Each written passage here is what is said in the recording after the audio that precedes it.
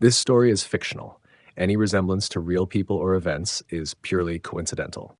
The air in the Dublin townhome was dense, sweetened by the faint aroma of roasted lamb and spring flowers, yet it carried an undercurrent of dread, like a storm hiding behind a sunny sky. Mina Morgan had walked these steps 1,000 times, each echo against the polished hardwood floors, a reminder of a childhood spent absorbing the weight of others' expectations. At 40, she carried herself with the steady posture of someone who had learned to manage chaos, but even she felt the tightness in her chest as she opened the front door to the Easter lunch her parents had orchestrated with surgical precision. From the moment she stepped into the sunlit living room, Mina sensed the performance was ready to begin. Her parents, seated as though on a throne of family hierarchy, smiled in the way rulers do before demanding submission. Her mother's pearls caught the light in a way that seemed almost cruel, a visual reminder that the world outside this house would never see the cracks that ran deep inside these walls.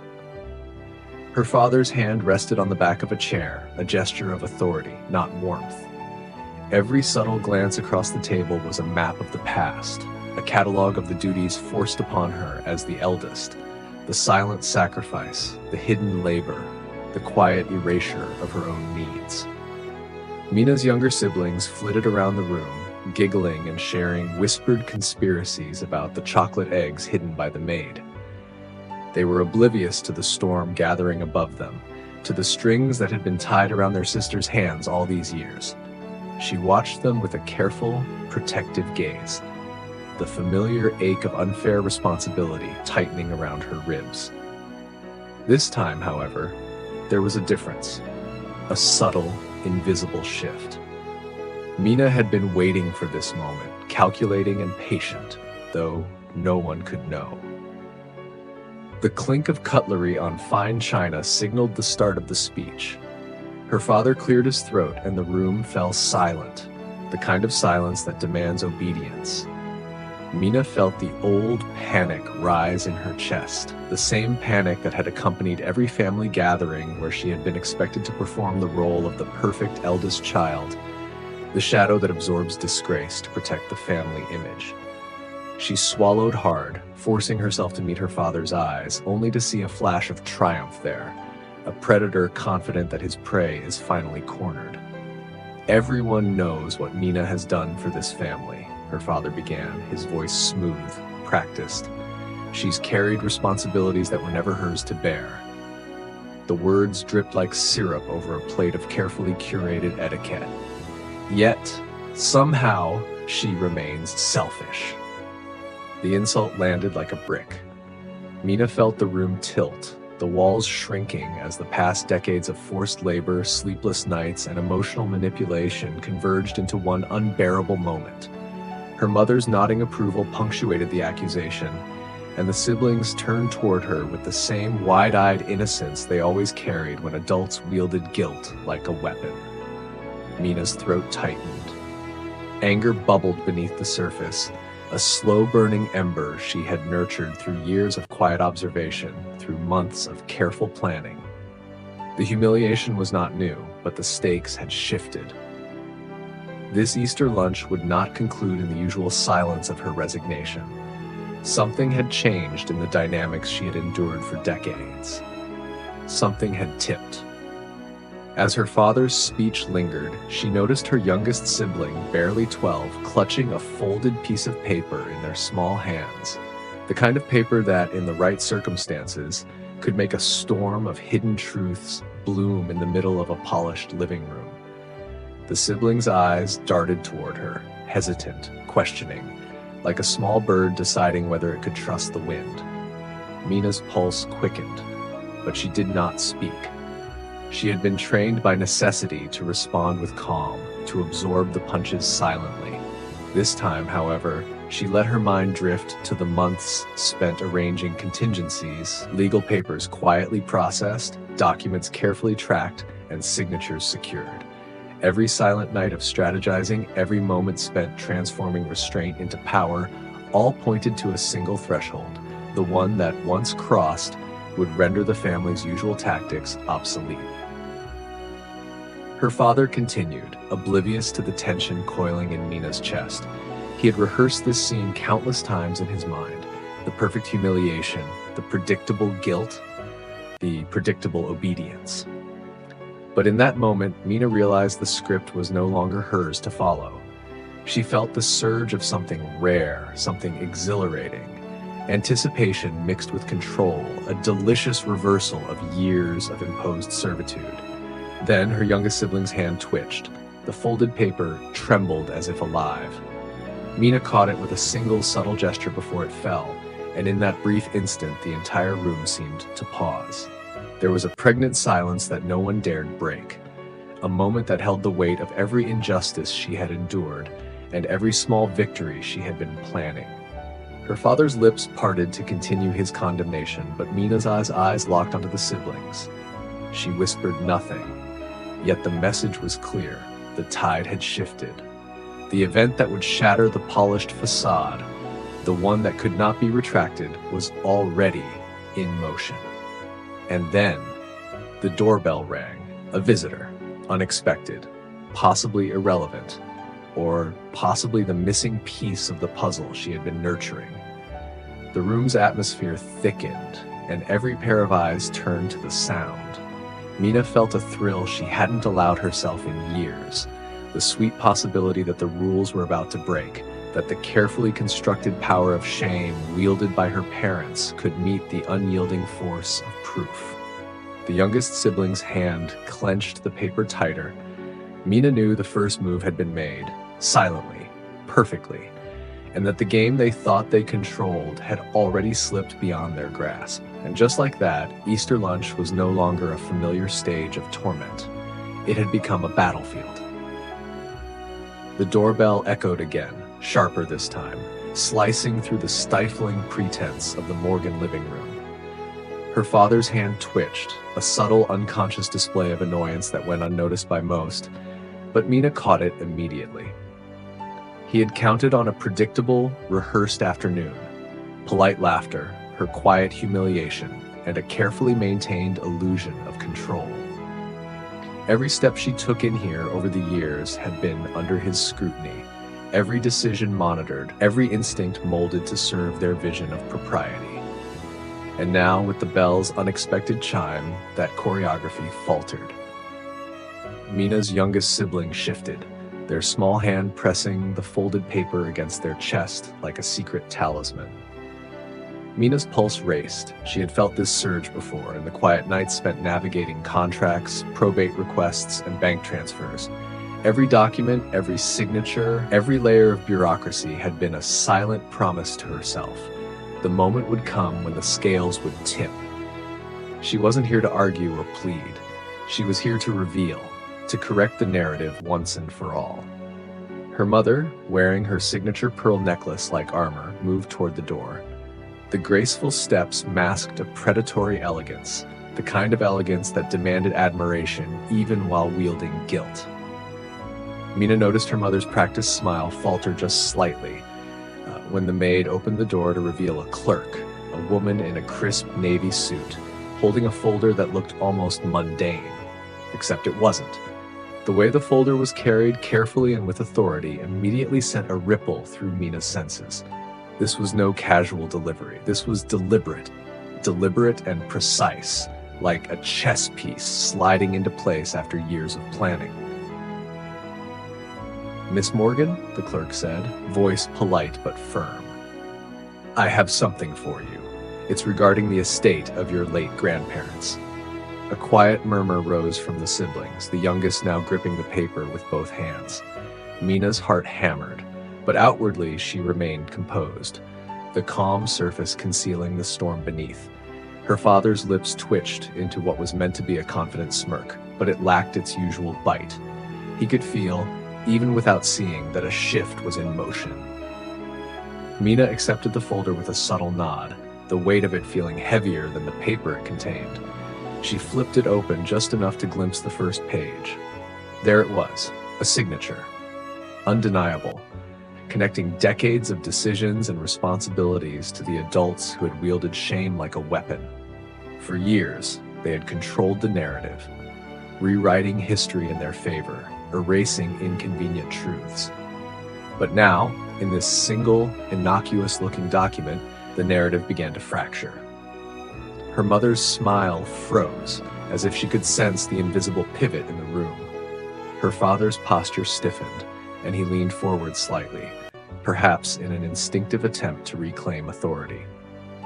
Mina noticed it all with the acute awareness of someone who had long ago mastered observation as a form of strategy. Every twitch, every hesitation, every subtle change in tone told her exactly what she needed to know. The adults who had believed themselves untouchable were now confronted with evidence that transcended charm, lies, and manipulation. The youngest sibling's paper now trembled in small, uneven pulses. Mina's gaze flicked toward it, realizing that the child had been holding their own secret all along, ready to converge with the clerk's arrival at the precise moment of maximum impact. It was a moment she had envisioned countless times. The carefully coordinated alignment of patience, timing, and silent calculation to ensure that the adults who had underestimated her could no longer assert dominance. Her father tried to speak, to issue a statement that would reassert control, but the words faltered. There was a subtle shift in the room, like a wind moving unseen, lifting a curtain and exposing the carefully curated illusions of authority. Her siblings, sensing something unusual, exchanged glances. Even the maid, who had long grown accustomed to the daily rhythms of familial hierarchy, paused in mid-step, aware that something irreversible was underway. Mina leaned slightly toward the clerk, a quiet, almost imperceptible movement that carried weight far beyond its simplicity. "Thank you," she said. "We'll review this immediately." The words were calm, neutral, but beneath them thrummed a quiet power, the kind of restrained force that demanded attention without raising alarms. She could feel the eyes of her parents on her, flicking with anxiety and confusion. The predictable script of scorn, of guilt, of public humiliation was dissolving, page by page, signature by signature. And then, a subtle sound drew her attention. A small gasp, barely audible from the youngest sibling. They had begun to unfold their own paper, the revelation poised to collide with the clerk's folder. The convergence of secrets, meticulously timed and quietly amassed, created a tension in the room that was almost unbearable. Every breath was thick, weighted, anticipating the exact instant when the first domino would fall. Mina's mother moved slightly closer, her expression a careful mask of control. But Mina saw the twitch of a finger, a flicker of unease, the first signs of doubt. Her father cleared his throat, attempting to recover dominance, but his voice sounded hollow, distant. He could sense the tides shifting, though he could not yet see the current that threatened to pull the rug from beneath him. Mina kept her composure, the calm epicenter of the storm she had orchestrated. She did not speak, did not move unnecessarily. She let the documents, the evidence, and the precise timing of secrets do the work she had prepared for years. The tension coiled tighter and tighter, and in the quiet heartbeat of anticipation, everyone in the room, her parents, siblings, even the maid, felt that something monumental was about to occur. And then, without warning, the youngest sibling began to read aloud, the first words carrying a weight that stunned the room, freezing it in place. The room went silent in a way that made even the ticking of the grandfather clock seem intrusive. The youngest sibling's voice, soft at first, carried a clarity that pierced the carefully maintained veil of family control. Each word they spoke carried weight beyond their years, a testimony shaped in part by fear, in part by courage, and in part by the quiet rebellion that Mina had nurtured in them. Her father's fork clattered against the plate, as if it had been dropped in shock, eyes narrowing, lips pressed tight. The practiced calm that had always defined him, his armor of authority, shattered under the light of unassailable truth. Mina noticed, almost with a detached fascination, the exact moment the facade cracked. A twitch of the jaw, a rapid blink, the slight stiffening of the shoulders. Each movement was a signature of guilt, of power slipping away, of control fracturing. Her mother's pearls seemed to glint with menace, yet even that carefully constructed symbol of composure could not mask the worry creeping into her eyes. The words being read aloud weren't accusations born of malice. They were facts, dates, names, signatures, the kind of proof that demanded acknowledgement, even from the most stubborn hearts. And now, for the first time in years, Mina felt the intoxicating thrill of watching the architects of her humiliation confronted not by argument, but by undeniable evidence. The youngest sibling's paper trembled slightly in their hands, but they continued, voice gaining strength as each revelation landed. They spoke of moments long ignored, nights when Mina had taken responsibility alone, weekends sacrificed for the siblings' needs, emotional labor dismissed as obedience. They named incidents her parents had hoped would fade into the background, moments where guilt had been wielded as a weapon to enforce a rigid family script. Mina's pulse quickened, though her expression remained controlled. This was the culmination of months of patience, months of preparation, months of quietly ensuring that the mechanics of truth would align at precisely the right moment. The clerk's folder lay open on the sideboard, a concrete reinforcement of the claims being spoken, but it was the timing, the orchestration, that made the moment devastating. Her father's face drained of color, the carefully curated confidence replaced with panic he could not hide. He leaned forward, trying to interject, to assert some semblance of authority, but the words caught in his throat. Each attempt to regain control was met with a subtle counterbalance. The siblings' unwavering testimony, the tangible proof in the clerk's folder, and Mina's serene, unflinching presence at the center of it all. The tension radiated outward. Her siblings, once passive observers, now sat on the edge of chairs, caught between awe and confusion. Even the maid, who had long been desensitized to the daily theatrics of the Morgan household, stared with wide eyes, sensing the irreversible shift in the room's balance of power. The rules had changed, silently, perfectly, in a way that no one had anticipated. Mina's mind wandered briefly, recalling the countless Easter lunches of the past, each a ritual of humiliation and expectation, each smile she had forced, each nod, each quiet swallow of shame, all had been a rehearsal for this moment, a preparation for the precise strike she now delivered without uttering a single word. Her restraint had been deliberate, a form of power that the family had never truly understood. Her father's hand trembled slightly as he reached for a glass of water, an almost pathetic attempt to steady himself. Her mother's lips parted as if to speak, then snapped shut, an involuntary acknowledgement that words could no longer dominate. The room was a tableau of tension, authority meeting inevitability, guilt meeting proof, silence meeting revelation. Then came the subtle, almost imperceptible shift. Her youngest sibling paused, looked directly at Mina, and smiled ever so slightly. It was a signal of alliance, of confirmation that the plan had reached its crucial juncture. Mina nodded minutely in return, a gesture invisible to most, but loaded with meaning. The first domino had fallen. Suddenly, the sound of a chair scraping against the floor broke the spell. Her father had finally moved, rising unsteadily, his face pale. He gestured vaguely toward the folder, as if to deny its authority, to insist that the past could still be rewritten. But the clerk's calm, professional voice cut through the tension like a blade. "Sir, the documents are official. Every signature is verified." For the first time, Mina's parents confronted a reality they could not charm, guilt, or intimidate away. The years of scripted shame, of carefully constructed narratives, collapsed into something inert against the unassailable force of truth. Mina's pulse raced, not with fear, but with the sharp, sweet thrill of vindication. The power she had quietly amassed over months of preparation now revealed itself fully. And yet the room had not reached the peak of its upheaval. The revelation had begun, the cracks had formed, but Mina knew the true climax, the irreversible public exposure, was still to come.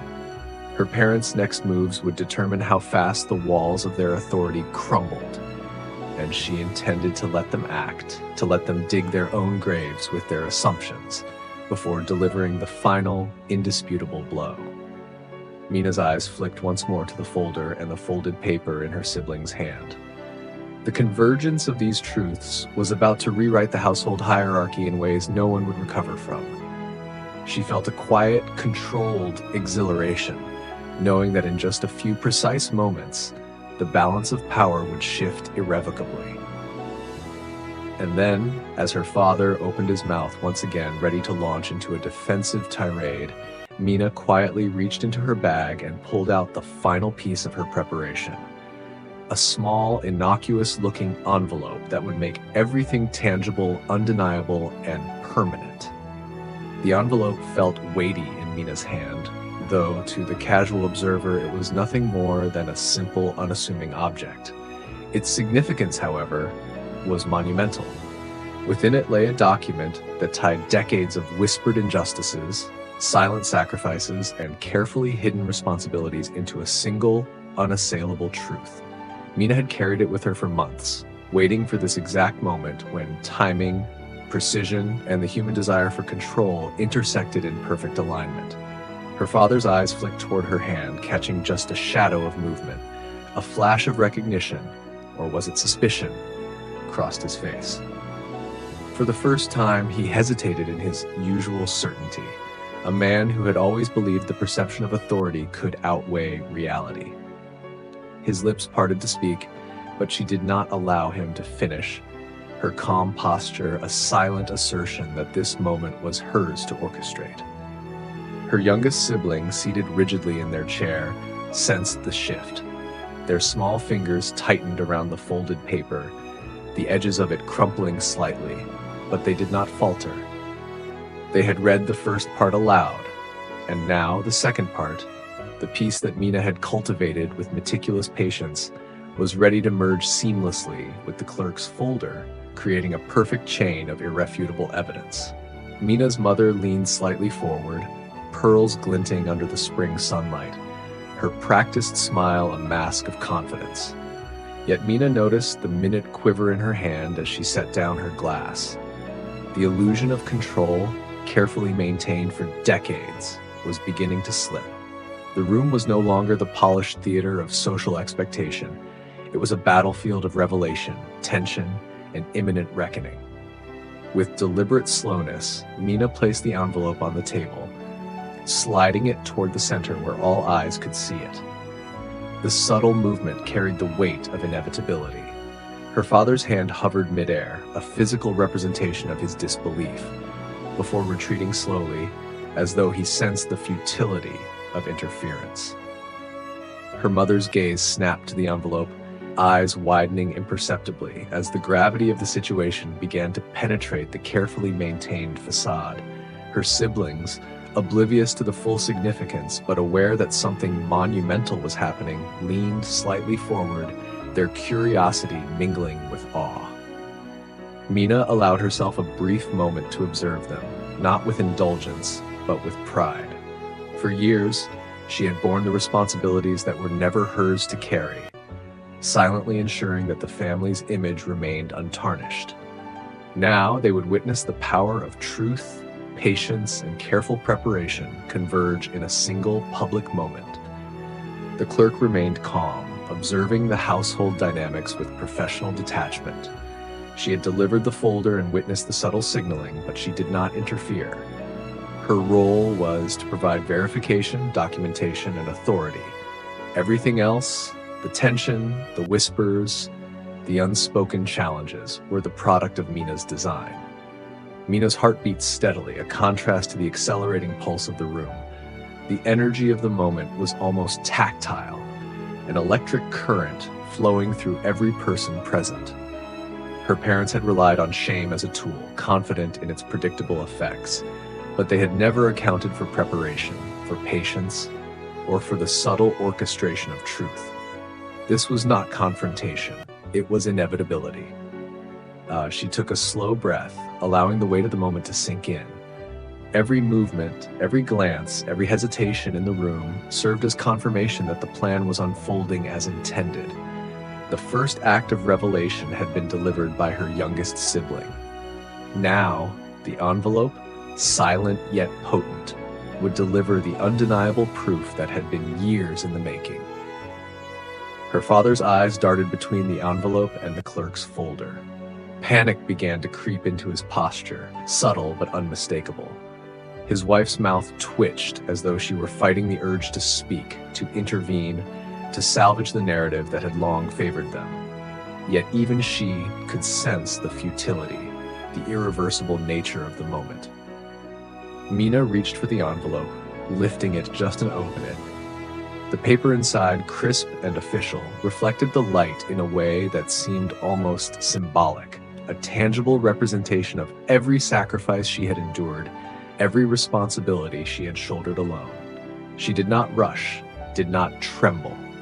Every second of hesitation, every measured gesture, heightened the tension, ensuring that the room was fully conscious of the shift occurring before their eyes.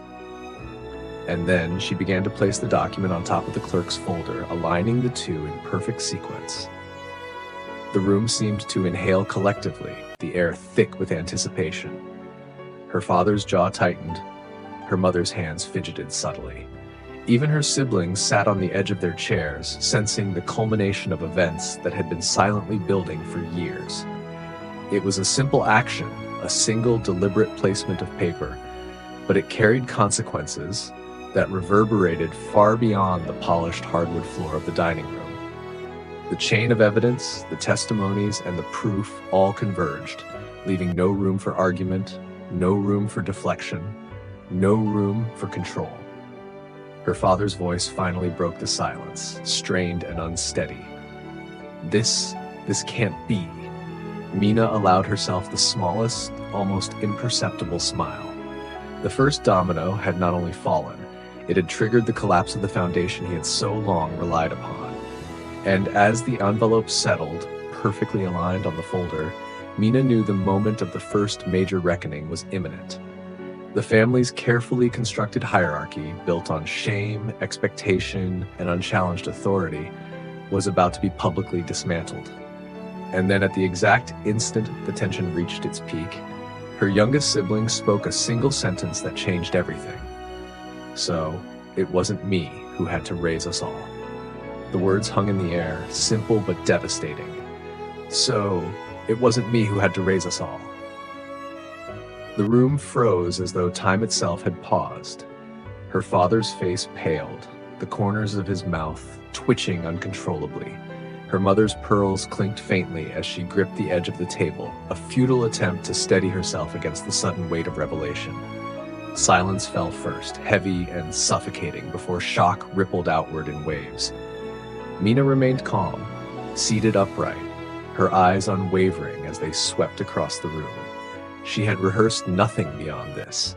The timing of her youngest sibling's voice, the convergence with the clerk's folder, the quiet placement of the envelope. And now, the culmination of years of planning, quiet endurance, and patient observation was finally visible. Her parents practiced control. Their reliance on social decorum, expectation, and guilt was disintegrating before her eyes. Her father tried to speak, clearing his throat with an audible click. "Mina, that's not..." His voice faltered, thick with disbelief. He gestured vaguely at the documents, as if sheer indignation could erase the signatures, erase the facts meticulously documented over decades. But the proof lay plainly before him, undeniable and unyielding. The clerk's folder, aligned with the envelope Mina had brought, created an unbroken chain of evidence. Years of forced responsibilities, neglect, and misrepresented authority condensed into a single inescapable truth. Her mother's hands shook visibly, pearls sliding against her wrist as she tried to regain composure. She opened her mouth, likely to defend herself, to invoke the old tactics of charm, guilt, and selective memory. But the room had shifted too far. Even her voice, honed over decades to manipulate perception, was powerless against the combined weight of testimony and documentation. Mina's youngest sibling, emboldened by her presence, continued, eyes steady, voice clear.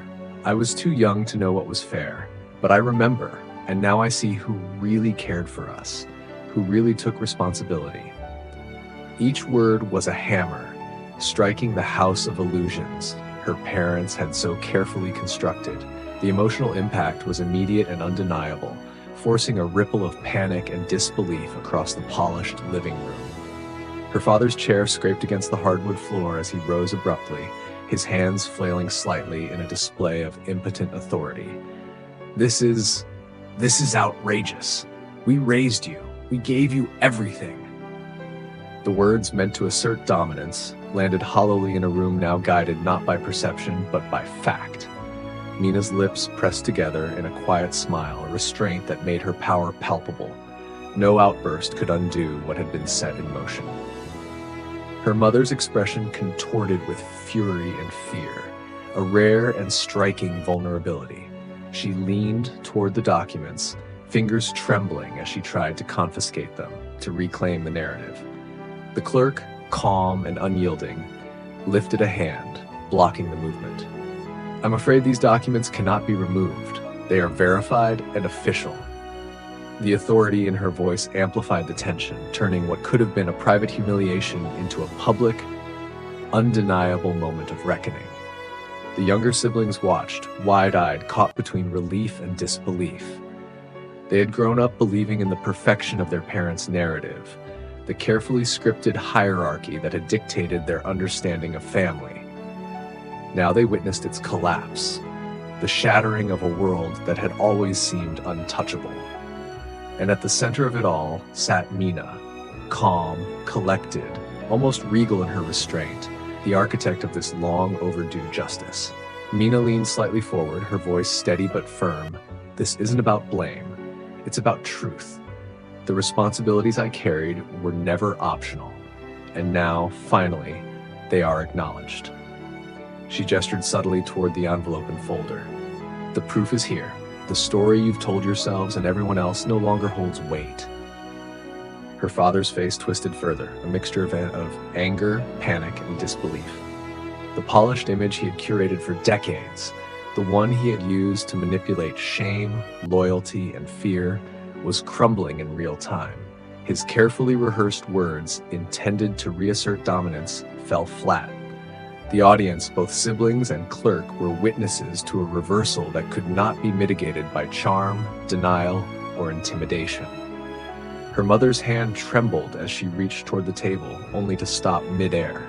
The impact of the revelation had become physical, an almost tangible weight pressing down on her shoulders. She opened her mouth again, but the words dissolved into breathless panic. The room was fully aware. The balance of power had shifted, irreversibly, and the instruments of shame once wielded so confidently no longer functioned. Mina's eyes locked on her youngest sibling, who met her gaze with a quiet affirmation. Together, they represented a unified front that could not be challenged, an undeniable truth that the adult's authority could not erase. The silent victory of patience, preparation, and resilience was now visible to all. And as her father's shoulders slumped, the first tremor of public embarrassment rippled through him, a recognition that the perfect image he had maintained for decades had shattered in front of witnesses. Mina allowed herself the smallest controlled smile. The first major confrontation was complete, and the first wave of reckoning had hit, leaving her parents scrambling in the wake of their own long-denied truths. The room seemed to vibrate with a tension so thick it pressed against every chest, every nerve. Her father, usually a man of unshakable poise, looked as though the ground beneath him had split open. His eyes darted from Mina to the documents, then to the youngest sibling, and finally to the clerk, who remained the silent arbiter of reality. There was nowhere to hide, no charm to deploy, no argument to spin. All the threads he had pulled for decades to control the narrative now snapped taut and broke. Her mother's hands shook visibly on the table. Pearls slid and clinked like tiny alarms, announcing her rising panic. "Mina, you can't. This isn't how it's supposed to be," she said. voice cracking despite her best efforts. The words were meant to intimidate, to conjure shame, but the room's new rhythm drowned them out. Shame had lost its power, replaced by irrefutable truth. The youngest sibling stood, slowly, deliberately, holding the folded paper with both hands. Their voice, soft but steady, filled the room. I remember every night she stayed up for us. I remember the weekends she gave up. I remember how she handled everything so we could live like it was normal. She didn't ask for thanks. She just did it. And now, everyone can see who really did the work. Mina's father leaned forward, his face flushed, but even the intensity of his outrage could not alter the unfolding reality. The clerk's presence amplified every syllable. She had delivered the folder, verified each signature, and ensured that the chain of evidence was indisputable.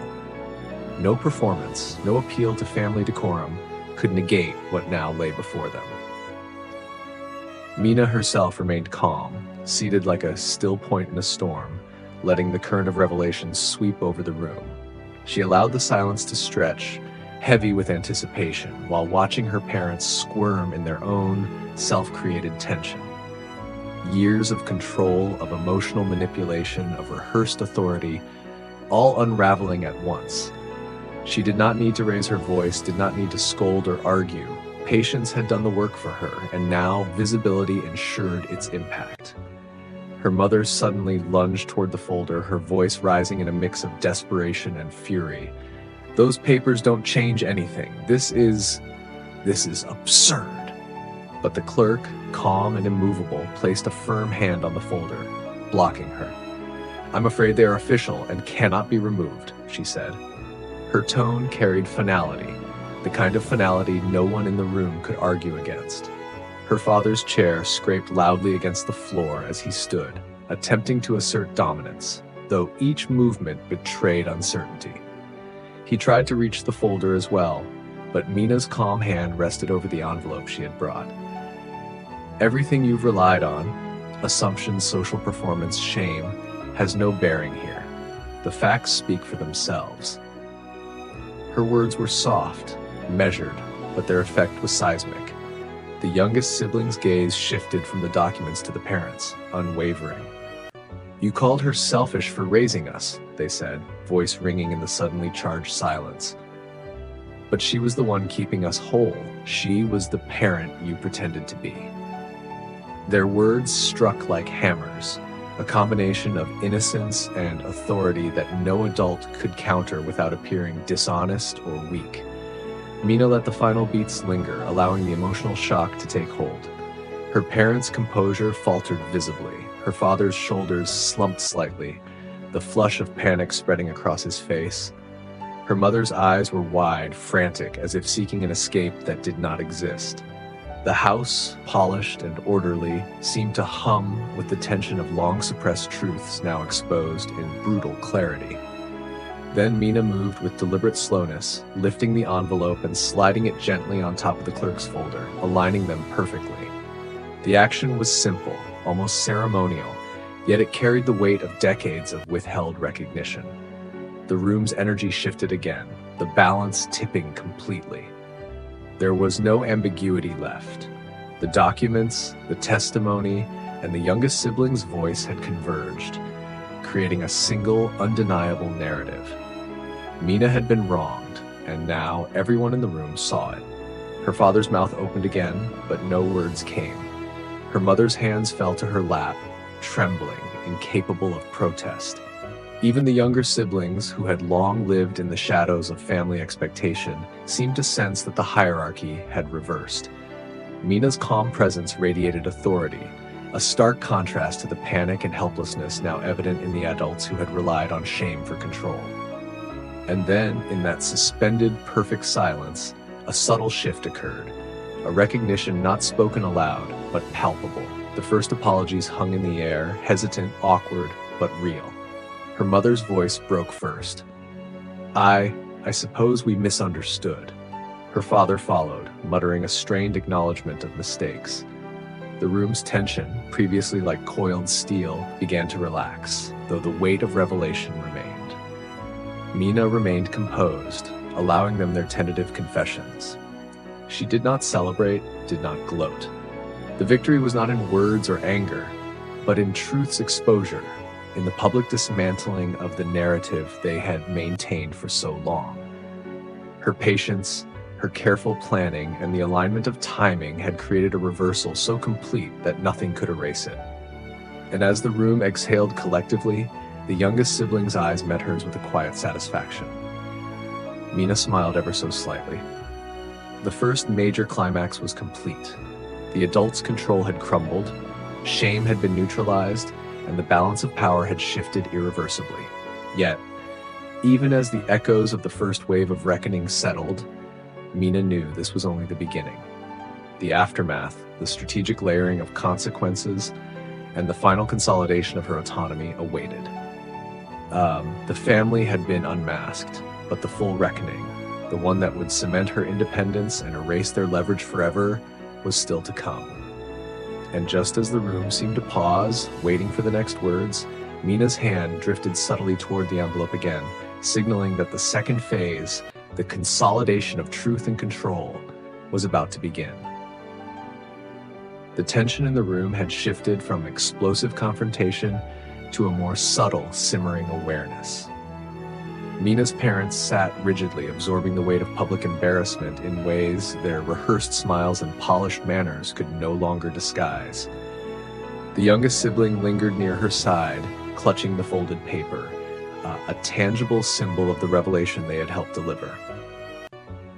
The clerk, ever professional, quietly closed her folder, acknowledging with her poised demeanor that her role as arbiter was complete for now. Mina allowed herself a small exhale, though her expression remained neutral. The first wave of reckoning had struck hard, shattering the illusion of control her parents had maintained for decades, but the aftermath required finesse. Public confrontation had its place, but consolidation of authority, the subtle, unassailable claim of independence, demanded patience. She studied her parents carefully, noting every micro-expression, the flicker of shame, the twitch of a finger, the hollow defensiveness behind their eyes. Her father cleared his throat, a low, strained sound that betrayed the thin veneer of composure.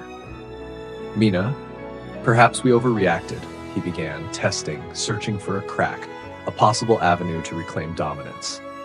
But Mina did not respond immediately. She let the words hang, allowing their inadequacy to echo in the room. Authority was no longer a claim, it was demonstrated, and she had proven it. Her mother's lips pressed tightly together, her hands fidgeting with the folds of her skirt. "Yes, we may have," she started, only to falter.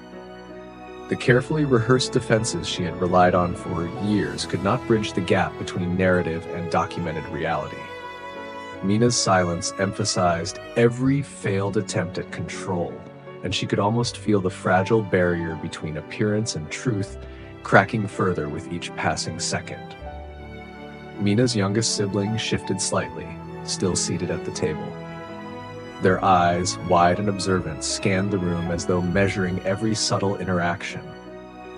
Mina caught their gaze and offered a quiet nod, a gesture of reassurance and acknowledgement. They had played a role in the first wave of revelation, but now the true test of control was in how the family would process, react, and ultimately accept, or fail to accept, the new hierarchy. She placed her hands lightly on the envelope, the document that had already initiated the collapse of the family's false narrative.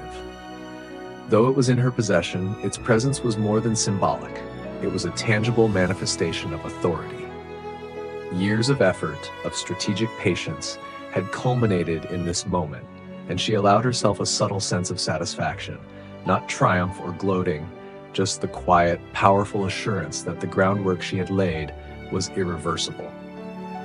Her father shifted in his chair, leaning forward slightly, as if to test her composure. "Mina, we didn't realize, we never understood." His words faltered in the weight of their inadequacy. They were truths, yes, but spoken in hesitation and vulnerability rather than conviction. Mina recognized the faint tremor in his tone, the first hint that he understood the balance of power had permanently shifted. Her mother's hands finally rested on the table, palms down, as though grounding herself against the reality she had always ignored. "We owe you something," she admitted, her voice small and unpracticed. Recognition of responsibility had begun to take root, but it was cautious, tentative, and incomplete. Mina's presence ensured it would grow, steadily and deliberately. She did not rush them. The key now was observation, strategic patience. The family's denial, defensiveness, and attempts to preserve image were predictable. They would surface in subtle forms over days, weeks, and months. Mina's advantage was that she had positioned herself above all of it. The documents, the testimony, the clerk's verification, they had created an unassailable foundation. No further argument could undermine it. Her gaze drifted briefly toward her siblings, noting how their demeanor had changed. The youngest, once timid and quiet, now carried an unmistakable sense of agency. The others, though less vocal, seemed to grasp the broader picture, that the rules of their family, long dictated by fear and manipulation, were no longer fixed. Mina had not only reclaimed her own autonomy, but had also begun subtly empowering them through example and truth. The clerk, standing near the doorway, gave a small, polite nod. Her presence was a reminder that the procedural authority behind the revelations could not be ignored. The combination of personal testimony and formal documentation had created a structure that ensured accountability without the need for further conflict.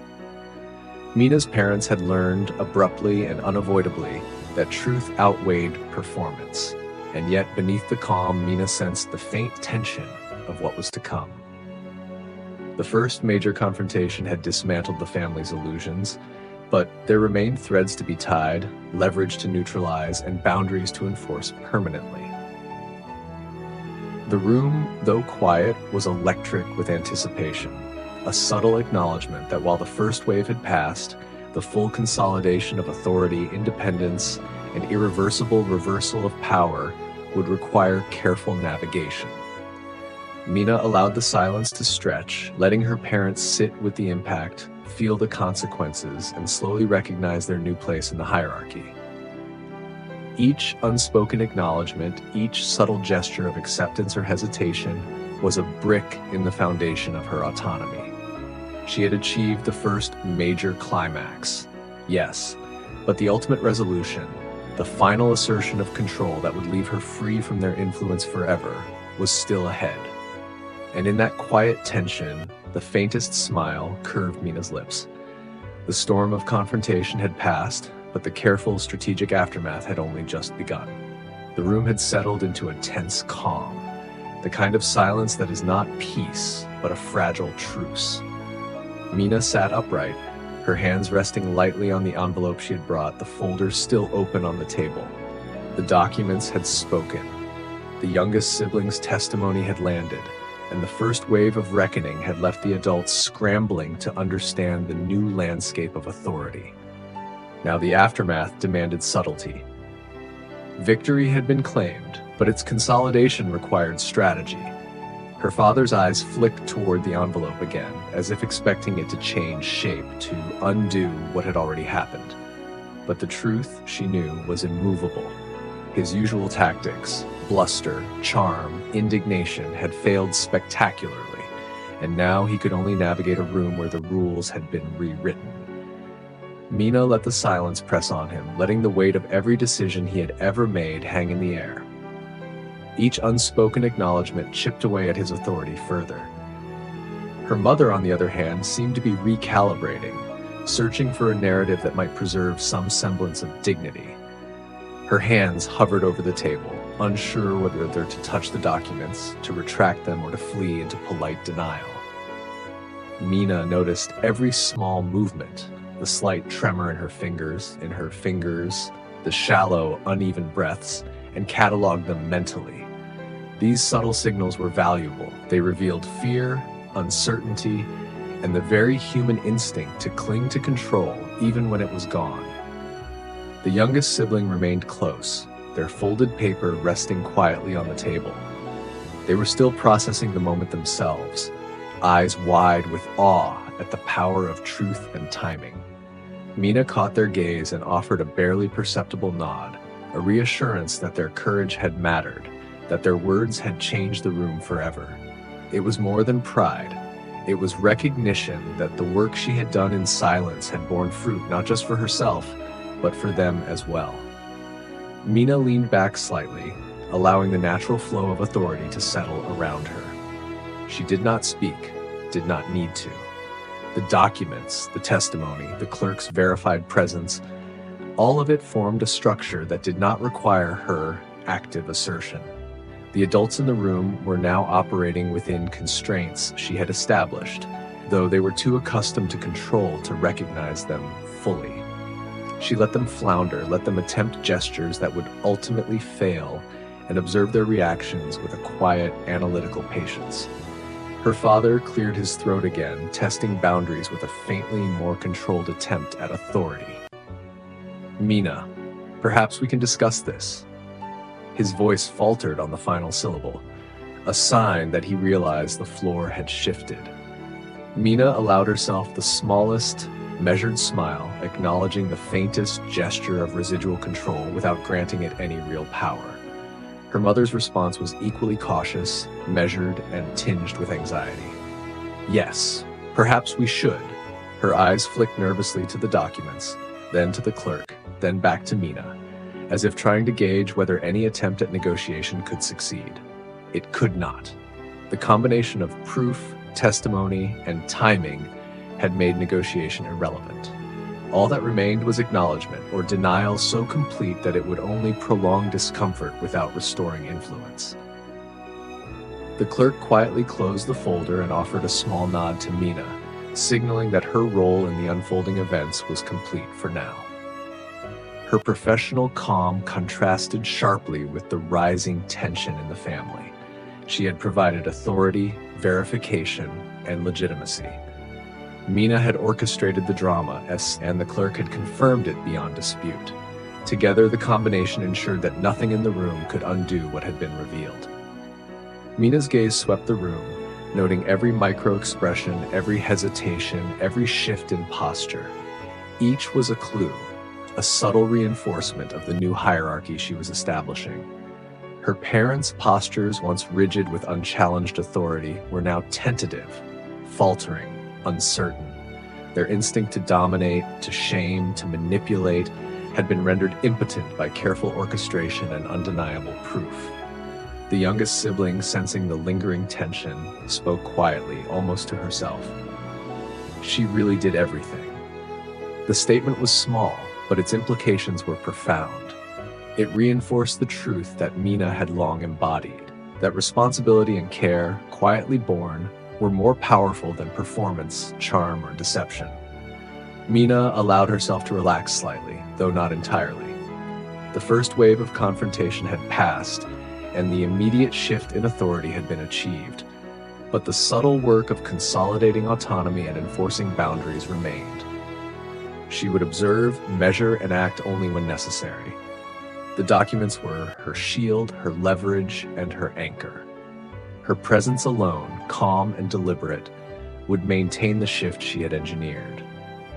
And as the room remained suspended in this tense quiet, Mina understood that the stage had been set for the next phase.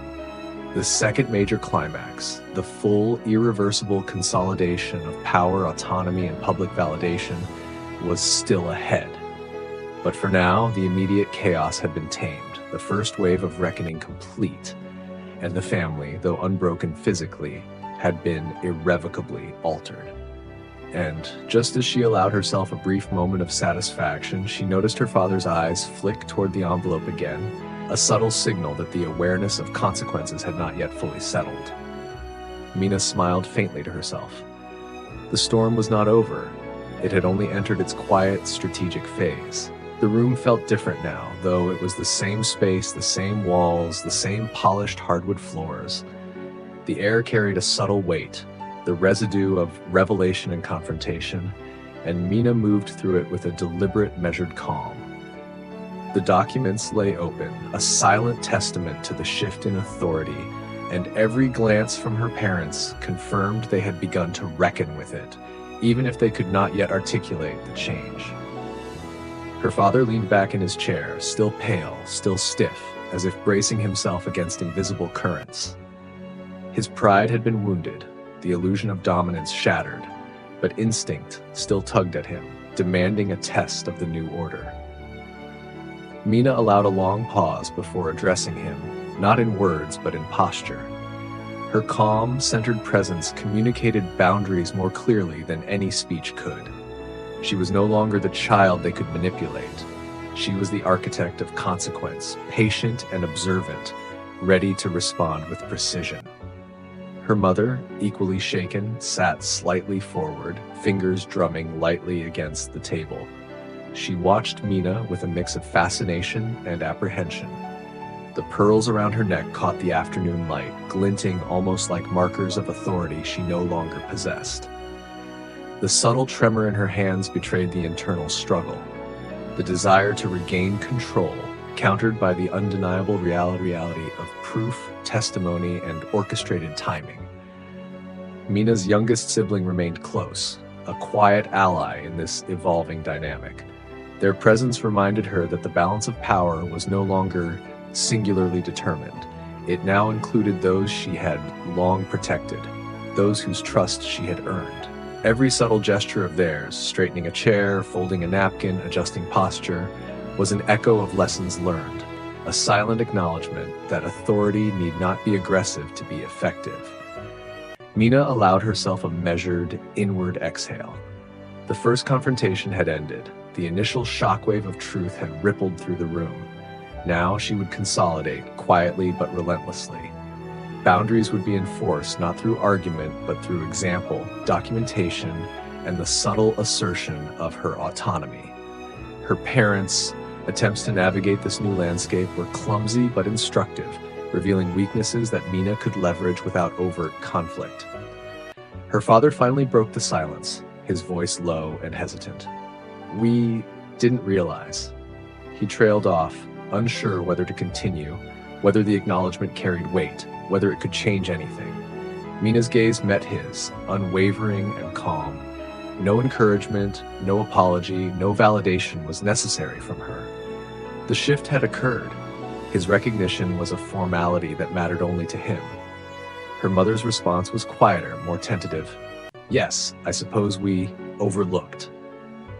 Words faltered in the room, insufficient to restore control, insufficient to rewrite reality. Mina observed, cataloging each inflection, each pause, each micro-expression. The room had become a map of power, with every gesture marking territory and revealing vulnerability. The clerk, now folding her folder, moved toward the door with subtle grace. She offered no judgment, no guidance beyond the documents themselves, but her presence reinforced the permanence of the shift. Proof had been delivered, verified, and made incontrovertible. Mina's parents had no leverage left beyond what remained in their own minds. Mina shifted slightly, sliding the envelope closer to herself. It was a gesture of control, subtle but deliberate. The physical positioning of the evidence reinforced the hierarchy without a single word. Every glance, every pause, every movement in the room now operated under her authority, even if unacknowledged explicitly. The room, though outwardly calm, thrummed with the energy of realigned power. Her siblings watched quietly, their awareness growing. The youngest, in particular, seemed to sense the contours of authority that Mina was tracing with her quiet presence. Their small nods, slight adjustments in posture, and the way they mirrored her calm assertiveness demonstrated that influence could be exerted without aggression. Mina had not only reclaimed her power, she had begun to extend it, quietly shaping the perceptions and behaviors of the next generation. Mina's mind drifted briefly to the months of preparation that had preceded this moment. The careful sequencing of documents, the timing of testimony, the alignment of events to ensure maximum impact. Every late night, every phone call, every precise adjustment in her strategy had led to this quiet triumph. She allowed herself a faint sense of satisfaction, though outwardly she remained composed. The work was only beginning. Even in the aftermath, the subtle energy of control shifted constantly. Her father's eyes flicked repeatedly toward the envelope, the documents, and the youngest sibling. Her mother's hands fidgeted in tiny, almost imperceptible gestures. Every instinct they had relied on for decades, the ability to shame, to charm, to manipulate, was rendered impotent by the careful orchestration of truth. Mina recognized this, cataloged it, and allowed it to inform her next moves. And as the room settled into an uneasy equilibrium, Mina knew the path forward. The second major climax, the one that would cement her autonomy and fully dismantle the remaining illusions of authority, still lay ahead. But the stage was perfectly set, boundaries established, influence reasserted, and the family forever aware that the rules they had once dictated were now firmly, irreversibly under her control. A faint, almost imperceptible smile touched Mina's lips. The quiet phase of strategy had begun, and every subtle interaction in this room would serve as both rehearsal and warning for what would come next. The initial shock of revelation had faded into a tense, lingering awareness. The room was no longer chaotic, but it wasn't calm either. Every movement carried weight. Every glance hinted at unspoken calculations. Mina understood that true authority wasn't about dramatic outbursts. It was about positioning, observation, and subtle reinforcement of boundaries. She had dismantled the family's power theatrically in the first confrontation, and now she would consolidate it quietly, deliberately, with every gesture and interaction. Her father fidgeted with his cufflinks, a nervous tick that betrayed his uncertainty. He had always relied on the projection of confidence, the carefully maintained illusion of competence to keep the household in line. But today, that armor had cracked, and even small motions now seemed laden with tension. Mina allowed him the space to falter, letting the tremors of his authority, or lack thereof, reverberate through the room. Every hesitation, every micro-expression reinforced the hierarchy she was quietly establishing. Her mother, seated beside him, seemed to recalibrate constantly. Hands folded and unfolded, pearls glinting in the afternoon light, eyes darting from documents to her children, back to Mina. Each subtle gesture betrayed her need to gauge control, to assert influence, even when the mechanisms of power she had relied on no longer functioned. Mina noted every flicker, every involuntary twitch, cataloging them silently for the moments when leverage would be required.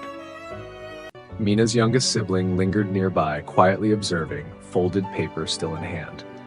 Their presence was a quiet anchor, a living reminder of what had been revealed and the new truth they now embodied. Mina offered the faintest nod of acknowledgement, not a smile, not praise, just a subtle signal that their role was recognized and valued, reinforcing trust and awareness without need for overt instruction.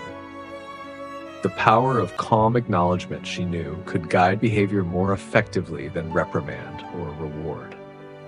Mina shifted slightly in her chair, allowing the envelope to move closer, just enough that her parents noticed.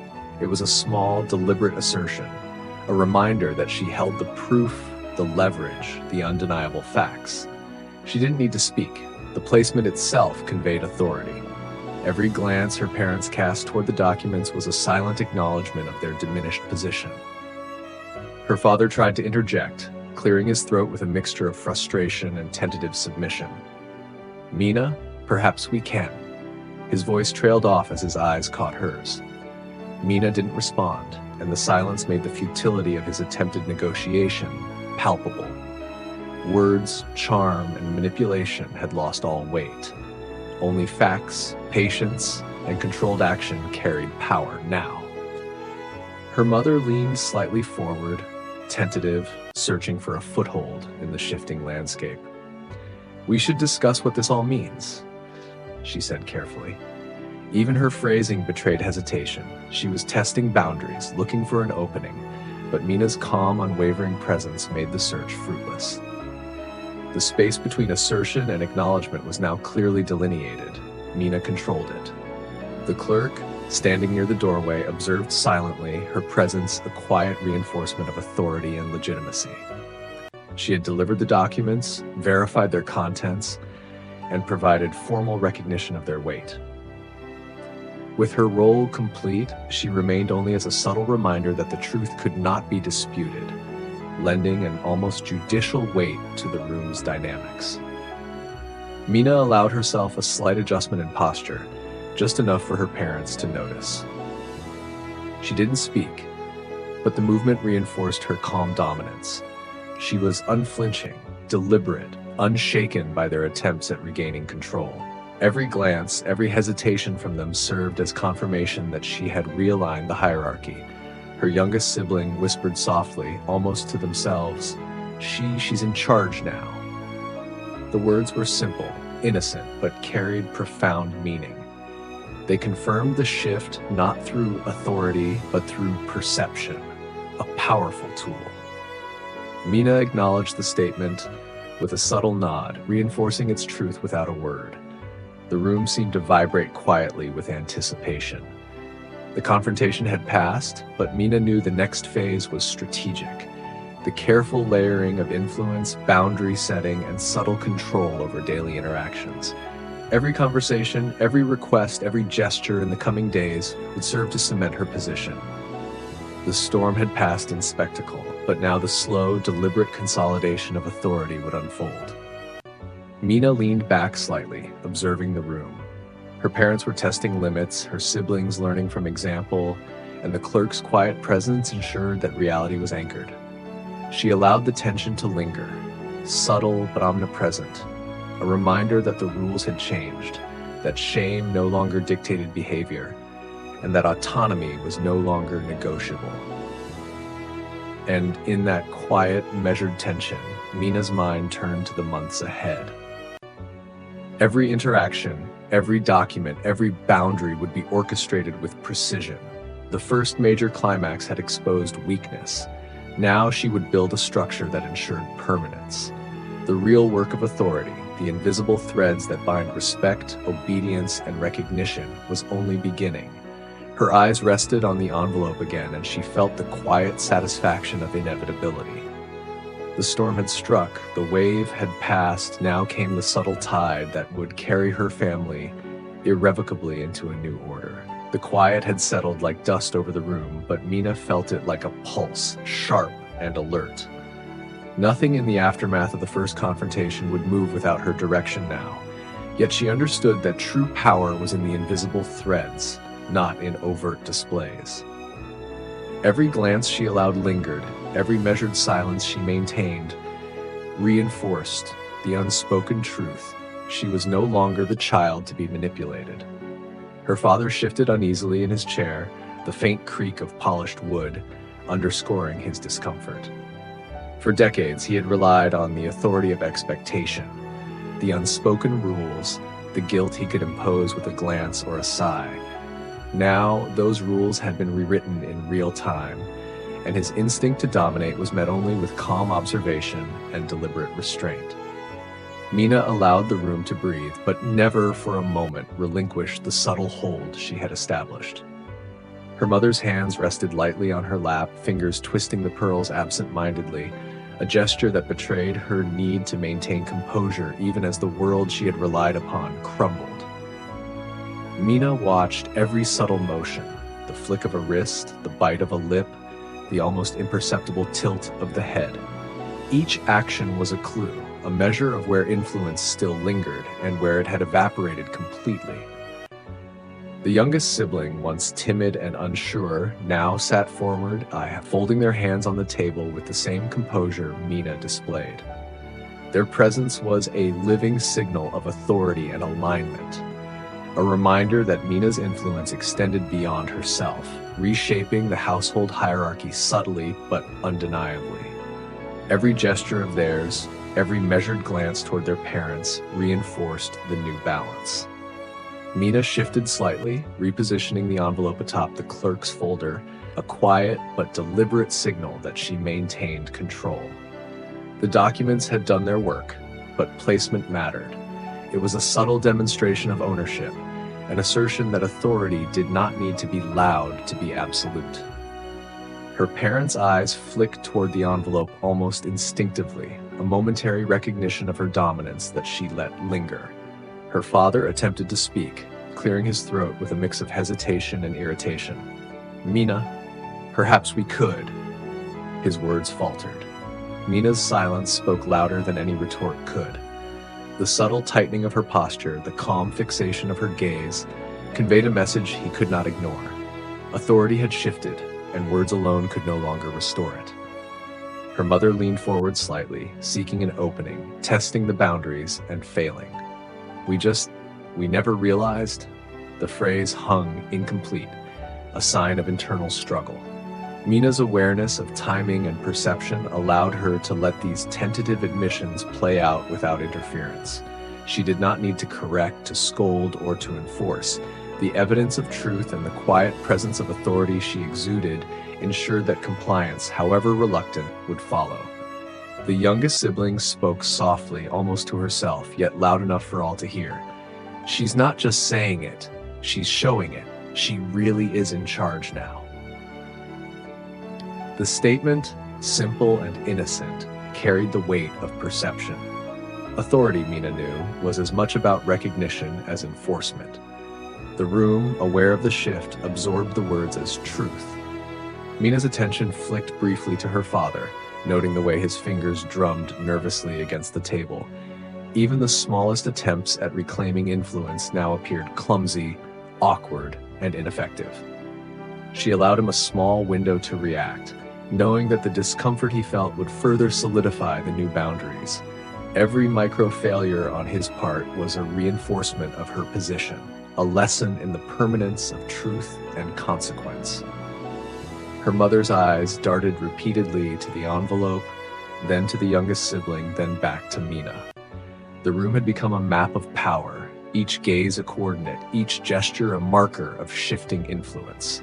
Mina's mastery lay not in dominating through volume or force, but in orchestrating perception, timing, and the subtle reinforcement of boundaries that could not be disputed. The clerk, standing quietly by the door, provided a silent confirmation of legitimacy.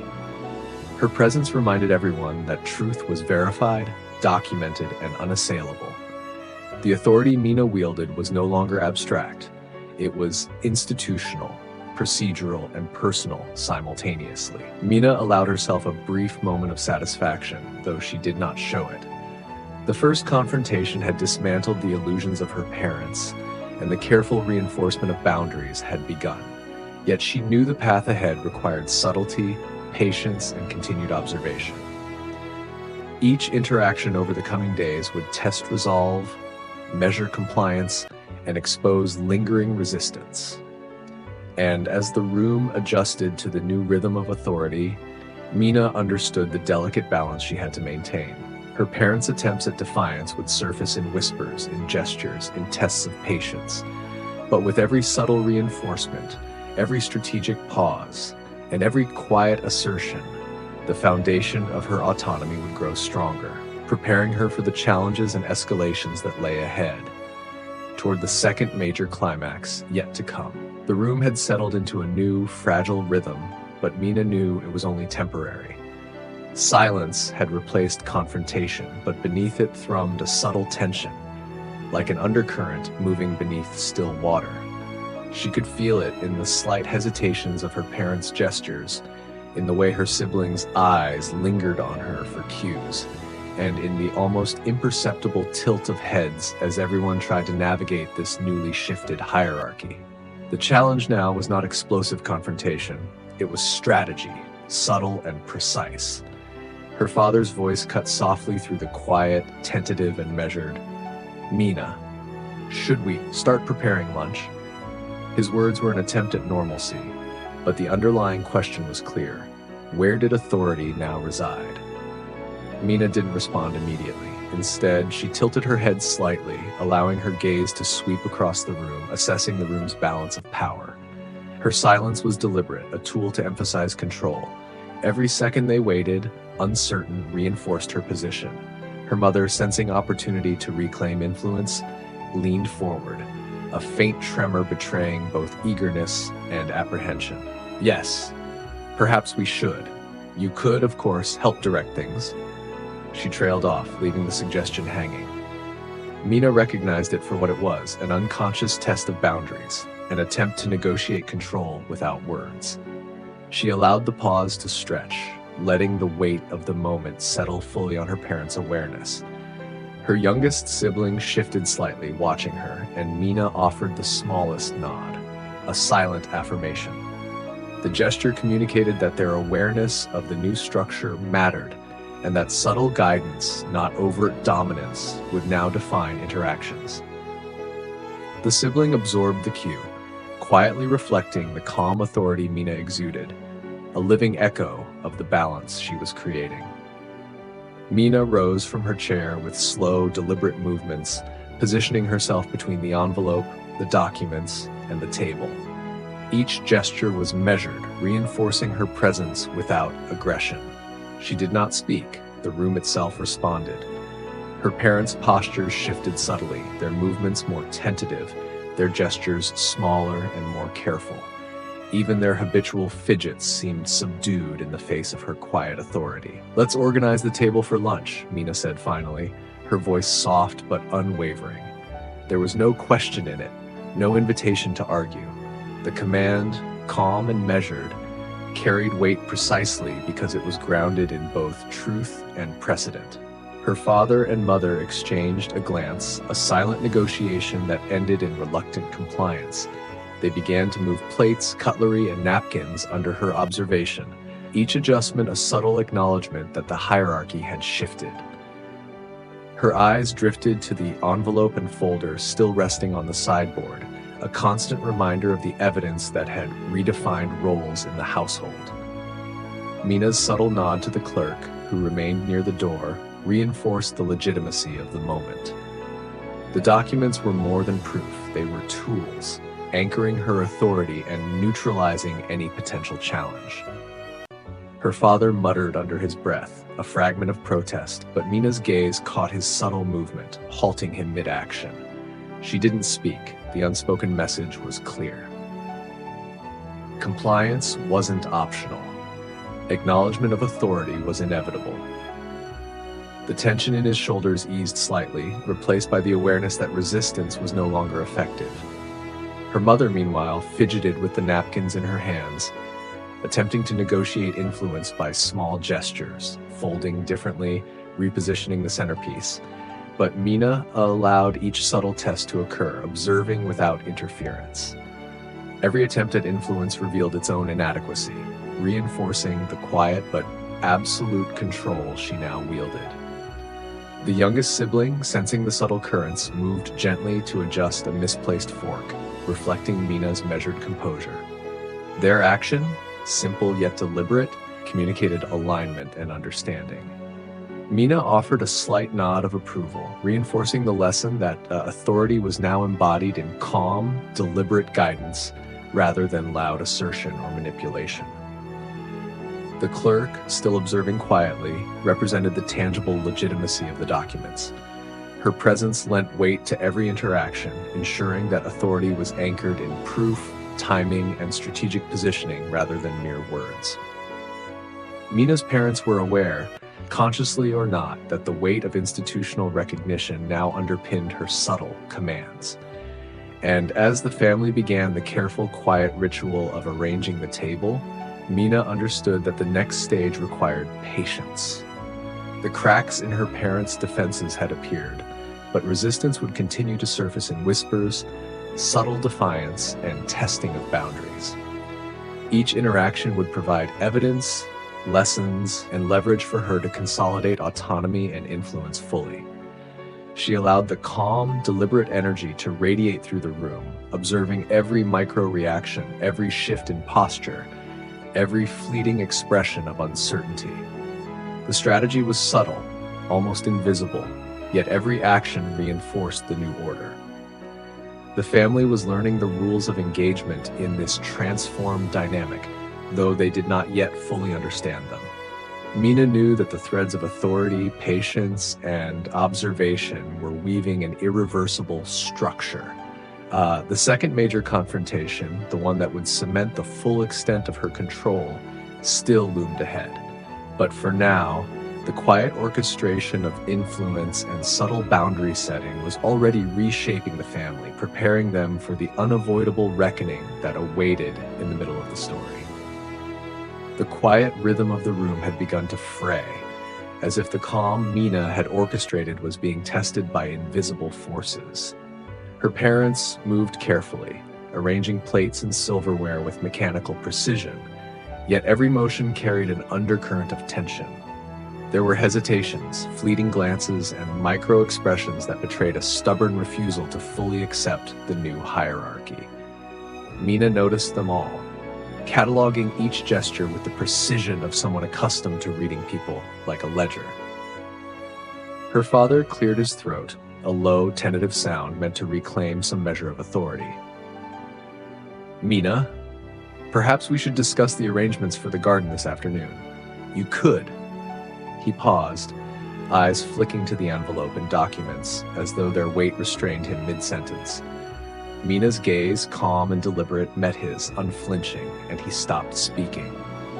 The room absorbed the pause. His words, half-formed, highlighted the futility of resistance. Her mother, ever the subtle manipulator, tried another approach.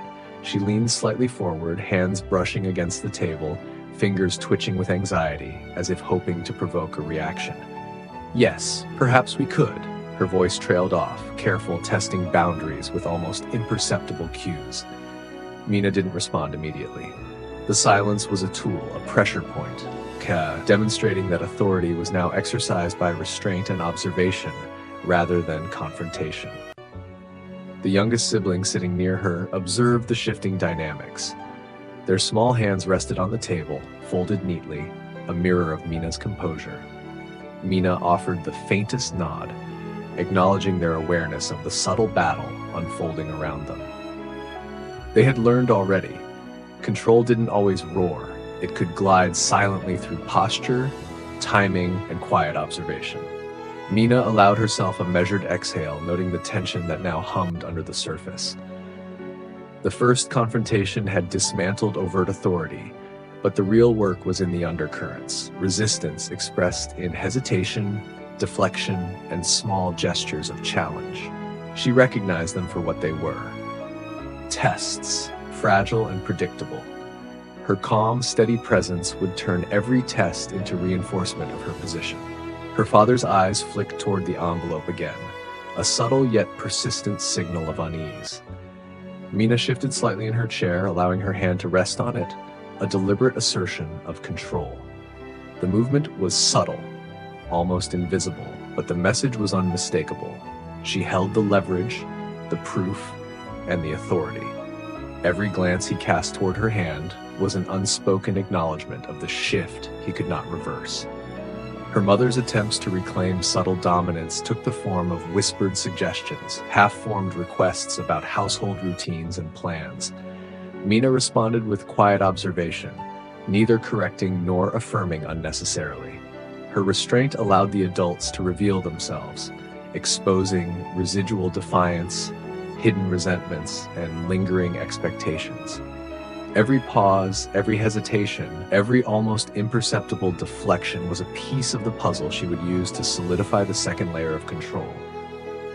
The youngest sibling leaned slightly forward, voice quiet but pointed. "She's handling this. She knows what's coming next." Their comment, innocent yet precise, reinforced the silent authority that Mina was cultivating. Every acknowledgement of competence, even subtle, chipped away at the lingering illusions of parental dominance.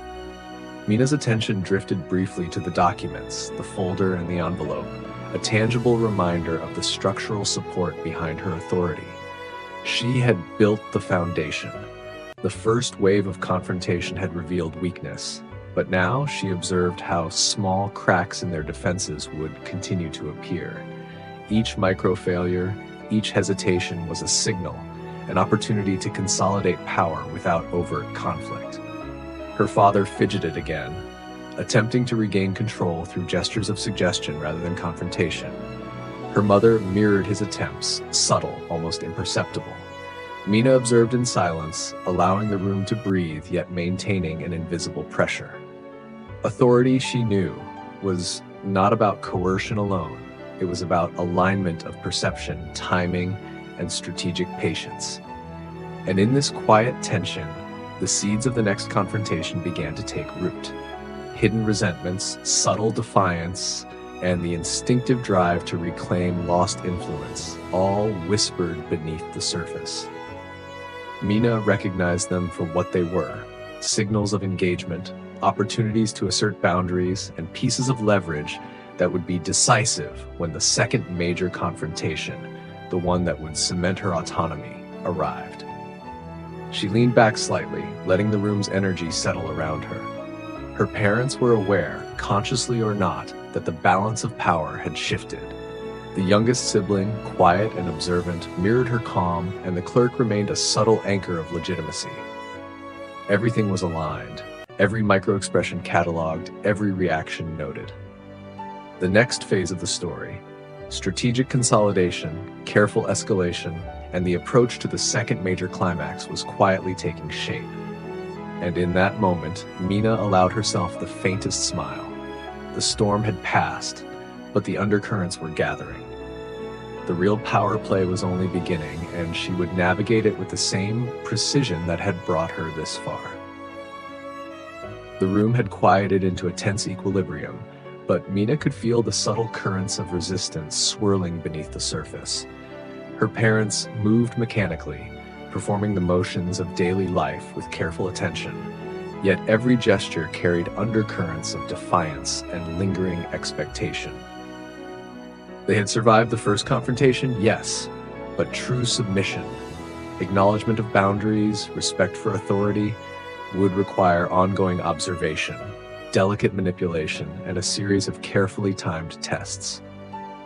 Mina rose from her chair deliberately, gliding between the envelope, the folder, and the dining table. Every step was measured, her movements slow but unyielding, a silent reinforcement of her presence. Her parents' eyes followed her with a mixture of caution and curiosity, subtly testing whether she would respond to defiance or challenge with anger. She did not. Calm observation, she knew, was more powerful than confrontation. Restraint carried weight they could not anticipate. Her father attempted to regain influence through a suggestion, his voice low and careful. "Perhaps we should discuss the summer plans together." He left the phrase unfinished, a subtle test. Mina's gaze met his, steady and unyielding, letting the silence stretch long enough for him to feel the futility of implicit control. The words meant to assert authority fell flat. Every pause, every hesitation reinforced her dominance. Her mother leaned slightly forward, a careful attempt at subtle manipulation, fingers brushing lightly against the table as if seeking a foothold. "Yes, maybe we could coordinate." Her voice was cautious, almost pleading, testing whether Mina's calm presence would bend. Mina responded only with a subtle tilt of her head, her expression neutral, conveying authority without aggression. The unspoken rules were clear. Respect her boundaries or reveal your weakness. The youngest sibling observed from their seat, folding their hands deliberately, mirroring Mina's calm precision. A small, quiet nod from her communicated that their presence mattered, that they were aligned, and that subtle power could be exerted without overt action. Authority, Mina reflected, was now as much about perception as it was about action.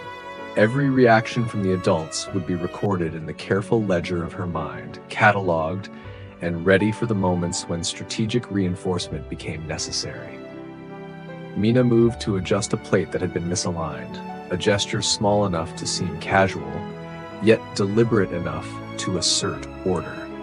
Her father's hand hovered in midair, then retracted, a silent acknowledgement of authority he could not yet articulate. Her mother's fingers twitched toward the silverware, then paused. Every subtle defiance was met with calm observation. Every hesitation was a reinforcement of the hierarchy that had shifted irreversibly. The clerk remained near the doorway, quiet and unobtrusive, a reminder that verification and legitimacy had already been established. Her presence lent gravity to the room, ensuring that the authority Mina exercised was anchored in both proof and perception. The combination of subtlety, observation, and institutional legitimacy rendered resistance almost futile. Her father's gaze flicked to the envelope again, a fleeting moment of unease that did not go unnoticed. Mina shifted slightly, ensuring the envelope remained within her line of sight. It was a small, deliberate assertion of control, reinforcing her position without confrontation. Her mother's eyes mirrored the tension, their flickers betraying unease and calculation. Each subtle interaction, each unspoken challenge, became part of the larger game she was orchestrating, preparing for the moments when small cracks would widen into irreversible consequences.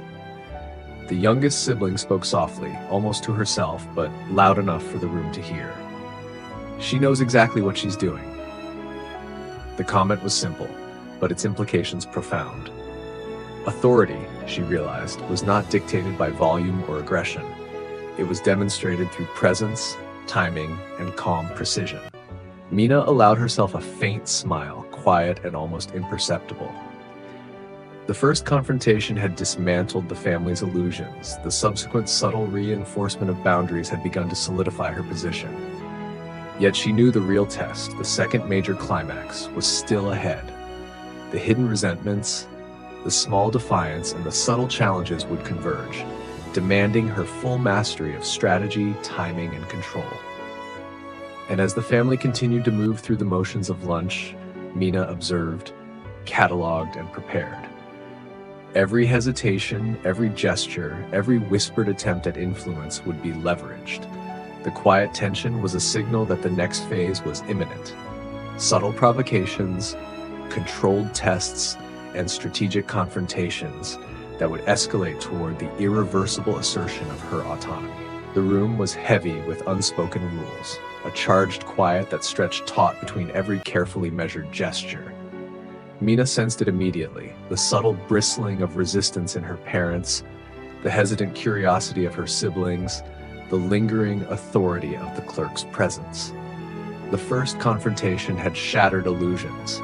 Now the second wave, more intense and personal, was about to hit. Her father, simmering beneath the surface, leaned forward slightly, fingers drumming against the table in a rhythm of barely concealed frustration. "Mina, it seems you think you can control everything," he said, his voice low, measured, but edged with the tremor of anxiety. He tried to assert dominance again, but the subtle weight of the envelope on the sideboard and the clerk's calm verification undercut him instantly. Authority was no longer claimed by words. It was demonstrated, reinforced, and anchored in proof. Her mother, sensing an opportunity to regain influence, attempted to sidestep the situation with charm, her voice dripping with a rehearsed sweetness. "Yes, perhaps we could find a way to manage things together." Her smile faltered mid-gesture when she saw the unwavering calm in Mina's eyes. The subtle challenge was met not with anger, but with deliberate stillness. The room felt like a taut wire stretched between patience and eruption, every micro-movement amplified by the silence. Mina rose slightly from her chair, gliding deliberately between the envelope, the documents, and her parents. Each step was purposeful, slow, and impossible to misread. Authority was no longer performative. It was embodied, visible in her measured movements, her calm gaze, and the quiet alignment of every element in the room. Her parents' micro-expressions betrayed them. Flickers of doubt, hesitation, the faint flush of panic at being unable to influence outcomes with their habitual tactics. The youngest sibling, seated beside her, mirrored Mina's posture with precise subtlety, hands folded, eyes alert, reflecting calm authority. A small nod from Mina confirmed alignment and reinforcing that control was no longer singular. Authority, she knew, could now be both inherited and observed, a quiet but absolute presence that radiated through those who understood its weight. Her father made another attempt at verbal reclamation, voice slightly sharper. "We did what we thought was right for all of you. Yet you." His words faltered as he glanced toward the documents. Every protest was undercut by the reality they could not deny. Mina's calm acknowledgement, the envelope, and the clerk's presence rendered his objections impotent. Her mother, meanwhile, tried a more subtle tactic, leaning forward, placing a gentle hand on the table as though to establish physical dominance. "Perhaps we were too hasty in letting you take over all responsibilities." The phrase, meant to regain authority, instead exposed the cracks in her own defenses. Mina's silence and unwavering gaze communicated that the negotiation had shifted. Respect was earned, not demanded, and control could not be reclaimed by pretense or pleading. The youngest sibling whispered under their breath, almost inaudibly, "They can't fight it." The comment, faint but loaded with insight, emphasized what Mina already knew. Subtle observation and calm authority were more powerful than bluster or charm. The family's habitual tactics had no purchase here, and every gesture of defiance only revealed weakness. Mina moved the envelope slightly, just enough that her parents' eyes flicked to it, a silent reminder of leverage and proof.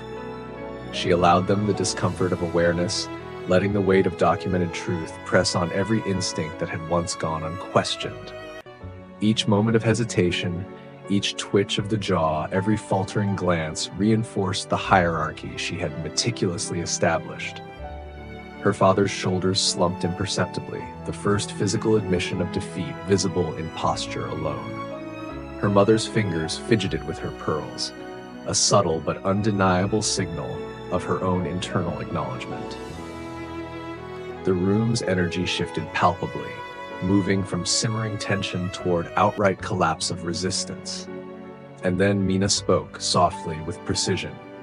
"Everything you relied on, your narratives, your control through fear, the illusions of authority, they no longer matter. The boundaries are clear, the truth is visible, and the decisions are final." Her words were calm, steady, and delivered with the authority of one who had orchestrated every element. The impact was immediate. Her parents recoiled slightly, a faint flush spreading across their faces, the tension in their bodies screaming recognition of irreversible defeat. The youngest sibling's small exhale punctuated the moment. They understood what had been established, what had shifted. The room, though outwardly composed, vibrated with the energy of a second major confrontation. The quiet, deliberate dismantling of control, authority, and leverage that Mina had prepared over months. Every hesitation, every micro-expression, every attempt at subtle dominance had been anticipated, cataloged, and neutralized. Mina's calm, precise orchestration had turned potential resistance into confirmation of her authority. The second major climax was underway, and the family, fully aware of the irreversible shift, could only react within the boundaries she had now clearly drawn. And in that charged silence, Mina felt the first true sense of autonomy, the culmination of planning, patience, and strategy. A quiet, undeniable victory that radiated through the room, settling on every corner, every person, every gesture. The room seemed to hold its breath. Every person inside, the parents, the siblings, even the clerk, was suspended in the charged moment Mina had orchestrated so carefully. This was no longer subtle. This was the peak, the eruption of the carefully controlled storm she had built over months. Every gesture, every glance, every micro-expression rippled with the weight of consequences that could no longer be ignored. Her father's face was pale, tight with tension. His usual bluster and charm, the tools he had wielded to control the family for decades, were useless against the unassailable truth now laid bare. He rose slightly, hands gripping the edge of the table as if it could anchor him against the tide of revelation. But the envelope and the clerk's calm presence reminded him the leverage was gone, and so was his authority. Her mother, seated stiffly beside him, attempted to regain composure, adjusting her pearls, shifting her posture, tilting her head in the practiced gestures of someone trained to persuade. But the subtle cracks had widened too far. Each of her movements betrayed anxiety, hesitation, and a creeping acknowledgement of defeat. Mina observed them quietly, allowing the tension to expand and the realization to settle fully. Mina leaned slightly forward, her hand brushing over the envelope atop the clerk's folder. It was a small motion, barely perceptible, yet it carried monumental significance. She was in control of the facts, the timing, and the perception, all simultaneously. Her calm, precise presence radiated authority more convincingly than any volume or confrontation could. The parents could feel it without words, a silent acknowledgement of the irreversible shift. The youngest sibling, seated beside her, shifted subtly, reflecting Mina's measured composure. Their small gestures, a folded hand, a straightened napkin, a quiet, observing glance, reinforced her authority. Together, they represented a unified front, an embodiment of truth and restraint that left the parents with no path to reassert dominance. Her father attempted again, voice rising slightly, breaking the fragile calm. "Mina, you can't possibly." But the words faltered as he caught the subtle alignment of the documents and the clerk's unwavering gaze. Each attempt at control collided with the undeniable weight of evidence. Mina did not speak. She did not need to. The room's tension, suspended in silence, delivered the final verdict. Her mother's hands trembled slightly as she placed them on the table. We see now. Perhaps we misunderstood everything." The admission was faint, halting. It carried the power of recognition. The veneer of superiority, the habitual manipulation, the reliance on shame, they had all failed, exposed by timing, proof, and quiet authority. Mina finally allowed herself to speak, her voice calm, measured, yet heavy with the gravity of certainty. "This isn't about anger, it's about clarity. Boundaries are established, responsibilities are recognized, and respect is no longer optional. It is now the foundation. The truth cannot be rewritten, and neither can the roles we now occupy." Each word landed deliberately, precise and unyielding. The parents flinched slightly as if struck, realizing that this second major confrontation left no avenue for escape. Her youngest sibling's voice, soft but unwavering, broke the silence. "She's not just speaking, she's showing it." The observation was innocent yet incisive, a reflection of the quiet authority Mina embodied and the permanence of the shift. The room acknowledged it without comment, absorbing the energy of the statement into the new equilibrium. The clerk, still standing near the door, offered a faint nod to Mina, signaling quiet affirmation of legitimacy and verification. The documents were more than evidence, they were anchors, institutional confirmation of authority. The parents, confronted by both fact and perception, could only navigate the new reality, powerless to resist its momentum.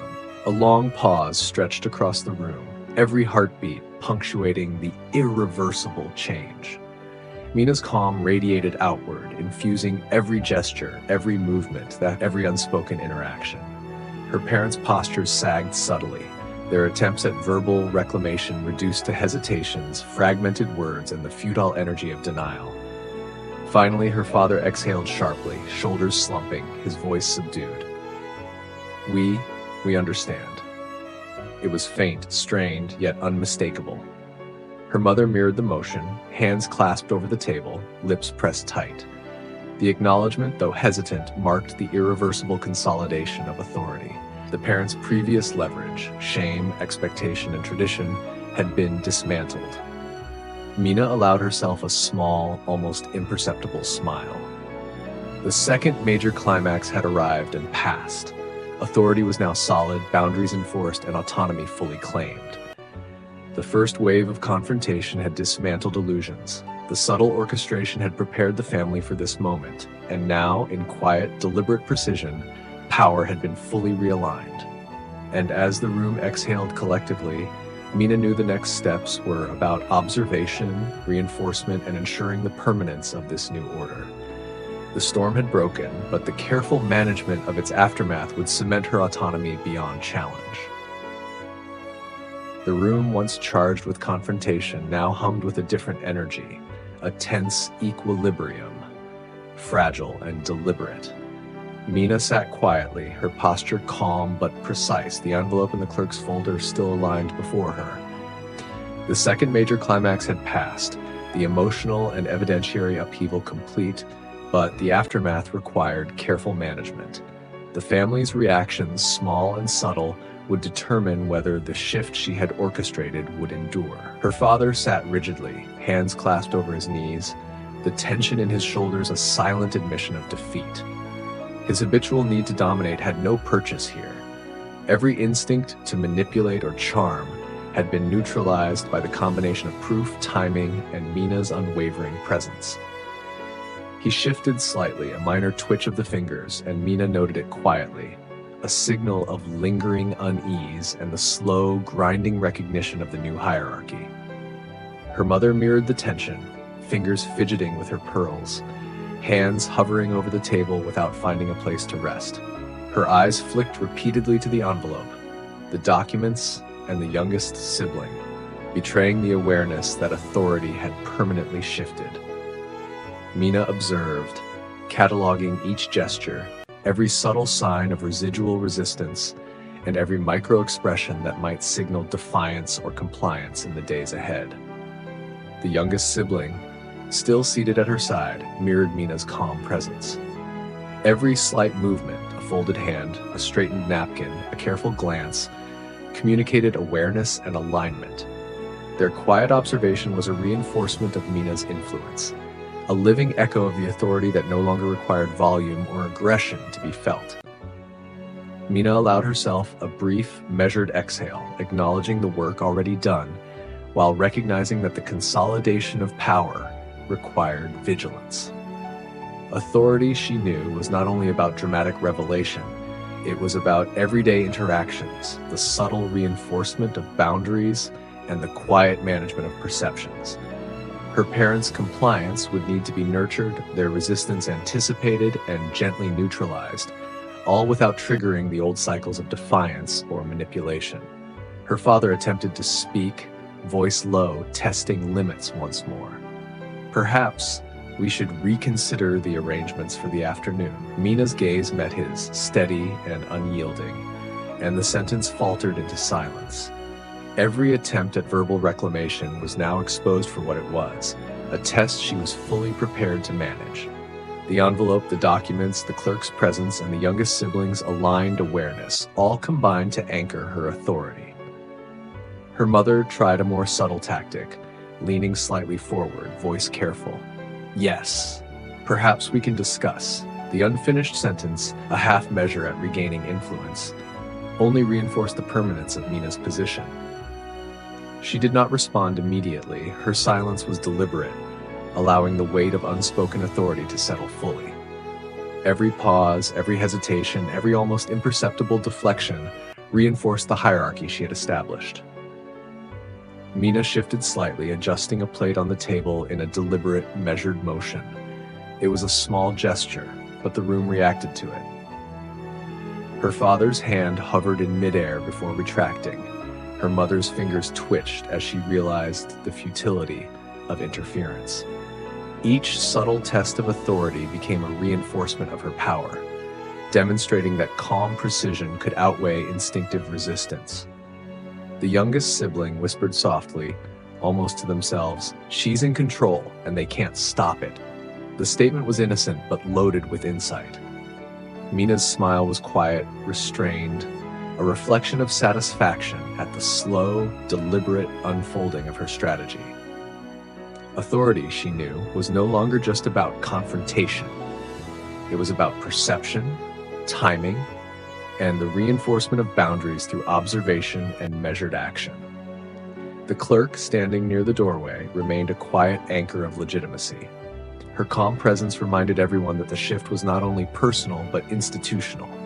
Documents had been verified, testimony had been heard, and evidence had been aligned perfectly with timing.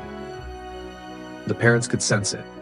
They were fully aware that no gesture, charm, or argument could undo the reality Mina had orchestrated. As the room adjusted to the new rhythm, Mina began to visualize the next phase. Subtle reinforcement, small provocations, and careful observation would shape her parents' behavior in the coming weeks. Each interaction, each adjustment of household tasks, each moment of compliance or defiance would be noted, cataloged, and used to strengthen her autonomy further. And as the tensions simmered quietly, Mina allowed herself a faint, imperceptible smile. The second major climax had exposed and dismantled their influence. Now, the slow, deliberate work of consolidating authority had begun, preparing for the moments when even the smallest gestures could remind her parents and the family at large that the rules had permanently changed. The aftermath of the second major confrontation had settled into a quiet, almost deceptive calm. The air in the room was heavy, but not with argument. Rather, it thrummed with unspoken awareness. Mina had shifted from the climactic revelations to a new role: the observer, the strategist, the quiet enforcer of boundaries. This was the work that would cement her authority permanently. The slow, deliberate process that demanded patience, precision, and attention to every gesture. Her parents moved cautiously, performing tasks with mechanical precision. Every motion carried an unspoken question: could they regain control, even in small ways? Mina watched them like a careful cartographer, tracing each line of tension, each flicker of hesitation, each subtle micro-expression. Every twitch of a finger, every breath caught mid-action was data, proof of compliance, evidence of lingering defiance, and markers for future leverage. The youngest sibling, aligned now with Mina's calm presence, mirrored her measured movements. A folded hand, a gentle adjustment of a napkin, a glance toward the envelope, all reinforced the hierarchy that had been shifted irreversibly. Authority, Mina reflected, was no longer about confrontation or volume. It existed in alignment, perception, and subtle cues that spoke louder than words ever could. Mina moved deliberately around the table, adjusting a plate here, straightening a utensil there, her presence quiet but commanding. Each minor action was a calculated assertion of order and control. Her parents flinched slightly at these gestures, not overtly, but enough to acknowledge the shift in dynamics. Every subtle test they attempted, hesitant suggestions, small adjustments to arrangements, was met with deliberate neutrality, observation, and unspoken authority. Her father attempted another verbal maneuver, voice low, cautious. Perhaps we should coordinate the kitchen chores together. Mina's gaze met his, calm and unwavering. The words faltered in midair. They had no weight, no leverage. His habitual tools, shame, persuasion, subtle intimidation, were now rendered impotent by the combination of documented proof, orchestrated timing, and Mina's steady presence. Her mother tried a subtler approach, leaning slightly forward, adjusting her posture in a familiar gesture meant to convey authority. Yes, maybe we could. Again, Mina's silence and careful observation spoke volumes. Each failed attempt at influence reinforced the boundaries she had established. Authority no longer required loud assertion. It existed in restraint, timing, and controlled perception. The youngest sibling, sensing the ongoing test, spoke softly, almost to herself. She knows exactly what she's doing. The words, innocent yet incisive, reflected the underlying truth of the room. Mina's calm, precise orchestration dictated the environment. Authority radiated from her posture, movements, and alignment with the evidence. Mina allowed herself a subtle smile, careful not to overtly display triumph. Each interaction, each pause, each minor hesitation by her parents was part of a larger strategy.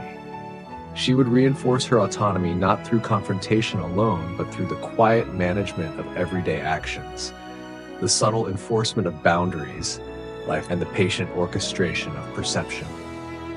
The clerk, observing quietly from near the doorway, remained a silent anchor of legitimacy. The combination of documented proof and procedural verification ensured that resistance from her parents could only be temporary and ultimately futile. Every gesture they attempted was measured against facts, timing, and the undeniable authority Mina had established. Mina moved again, adjusting a misplaced glass and letting her calm energy radiate. Her father's hand hovered briefly, then withdrew. Her mother's fingers twitched as she realized her habitual methods of influence no longer worked. Every subtle defiance, every micro-movement only reinforced Mina's authority further. The youngest sibling shifted slightly, mirroring her posture. Together, they embodied quiet, deliberate control, teaching the family a new dynamic without raising voices. The room itself seemed to acknowledge the shift. Every corner, every reflection, every subtle movement underscored that the hierarchy had permanently changed. Mina understood the long game now. The daily, subtle enforcement of boundaries, careful observation, and strategic positioning would solidify the authority she had claimed. Resistance would continue, faint and sporadic, but it would be inconsequential. The second major climax had established her dominance. Now, every interaction, however small, would serve as reinforcement. And as she moved through the quiet household, observing, adjusting, guiding subtly, Mina felt the unmistakable satisfaction of control. Not loud or flamboyant, but absolute. The storm had passed, the calm enforcement of her power had begun, and every subtle maneuver would carry the weight of inevitability. The calm of the household was a fragile veneer, stretched taut over currents of resentment and suppressed habit. Mina had claimed authority with precision, yet she knew well that power, once shifted, was never absolute without continued vigilance. Beneath the measured gestures of her parents, beneath the quiet compliance of the siblings, murmurs of resistance lingered like shadows at the edges of perception. Her father lingered near the doorway, hands clasped behind his back, eyes darting to the envelope, then the table, then the youngest sibling, and back to Mina. The slight tension in his jaw betrayed the instinct to test boundaries, to assert influence in ways small but deliberate. Mina did not need to speak. Her calm posture, her deliberate alignment with the evidence before her, conveyed the weight of control. Every hesitation on his part, every careful calculation, was another reinforcement of the hierarchy she had established. Her mother moved quietly, arranging cutlery for dinner, yet the tremor in her fingers betrayed the residue of embarrassment and unease. She offered suggestions in careful, measured tones, every word a subtle test. Would Mina respond? Would she allow negotiation? Or would she maintain the boundaries she had drawn? Mina simply observed, cataloging each flicker of doubt, each shift of posture, and each tentative gesture. Observation alone was a tool of influence, quietly exposing what could be leveraged and what was merely performative compliance. The youngest sibling, aligned now with Mina's calm authority, watched closely. Their presence radiated quiet reinforcement, a living demonstration that authority could be exercised without aggression. They shifted slightly, a small adjustment that mirrored Mina's movements, reinforcing the subtle energy of power that she radiated. Even the clerk's still presence in the doorway reminded everyone of the weight of legitimacy and verification behind every document. Mina moved deliberately to the center of the room, adjusting a misplaced napkin on the table. A simple motion, yet it carried weight. Authority did not need to roar to be felt. Her father's hand twitched slightly, as though to intervene, only to retreat, a silent acknowledgement of the futility of resistance.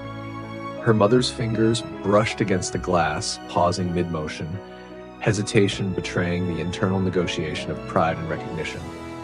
A soft whisper from the youngest sibling broke the silence. They still don't fully understand, do they? Mina's subtle nod confirmed their awareness. Perception mattered as much as obedience. The subtle cracks in her parents' demeanor were not failure. They were opportunities.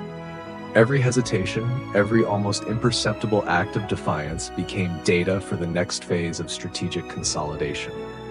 Mina allowed her gaze to sweep the room slowly, deliberately. Each shift of posture, each twitch of a hand, each micro-expression was noted, cataloged, and weighted. Resistance had not vanished. It had transformed into quiet tests, covert challenges, and hidden resentments. She understood that the power she held was strongest when exercised invisibly, reinforced subtly through observation, timing, and controlled responses. Her father finally spoke, voice low, almost uncertain. "Mina, perhaps we can reconsider some of the arrangements?" The hesitation was palpable. Every syllable weighed against invisible boundaries. Mina's calm acknowledgement, just a steady gaze, a measured pause, rendered the question moot. Compliance, subtle and unspoken, radiated from the tension in his posture. His words had lost their power. Her authority, reinforced by evidence and strategic patience, stood immutable. Her mother attempted another avenue, leaning closer, voice soft, laced with charm and uncertainty. Yes, we could, if you wish. Again, the phrasing betrayed compromise and testing, a probe for leniency or influence. Mina allowed the pause to stretch, her stillness amplifying her presence. No verbal assertion was required, but the room itself responded to her quiet command. The youngest sibling adjusted a chair slightly, a reflection of subtle authority mirrored in action. Mina's faint nod acknowledged the gesture. The alignment of perception and action, the reinforcement of calm, deliberate influence, was more powerful than any confrontation. The room was learning the rhythm, the unspoken laws of control that Mina had quietly enacted.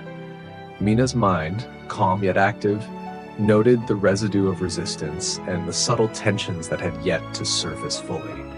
These would be the levers, the minor provocations, the opportunities for strategic reinforcement. Each interaction in the coming days, each gesture, each minor defiance would be a chance to deepen autonomy and assert boundaries irrevocably. And as the room moved through the motions of dinner preparation, Mina allowed herself the faintest controlled smile. The storm had passed, the second major climax had solidified her position. Yet the quiet work of reinforcement, subtle confrontation, and observation had only just begun.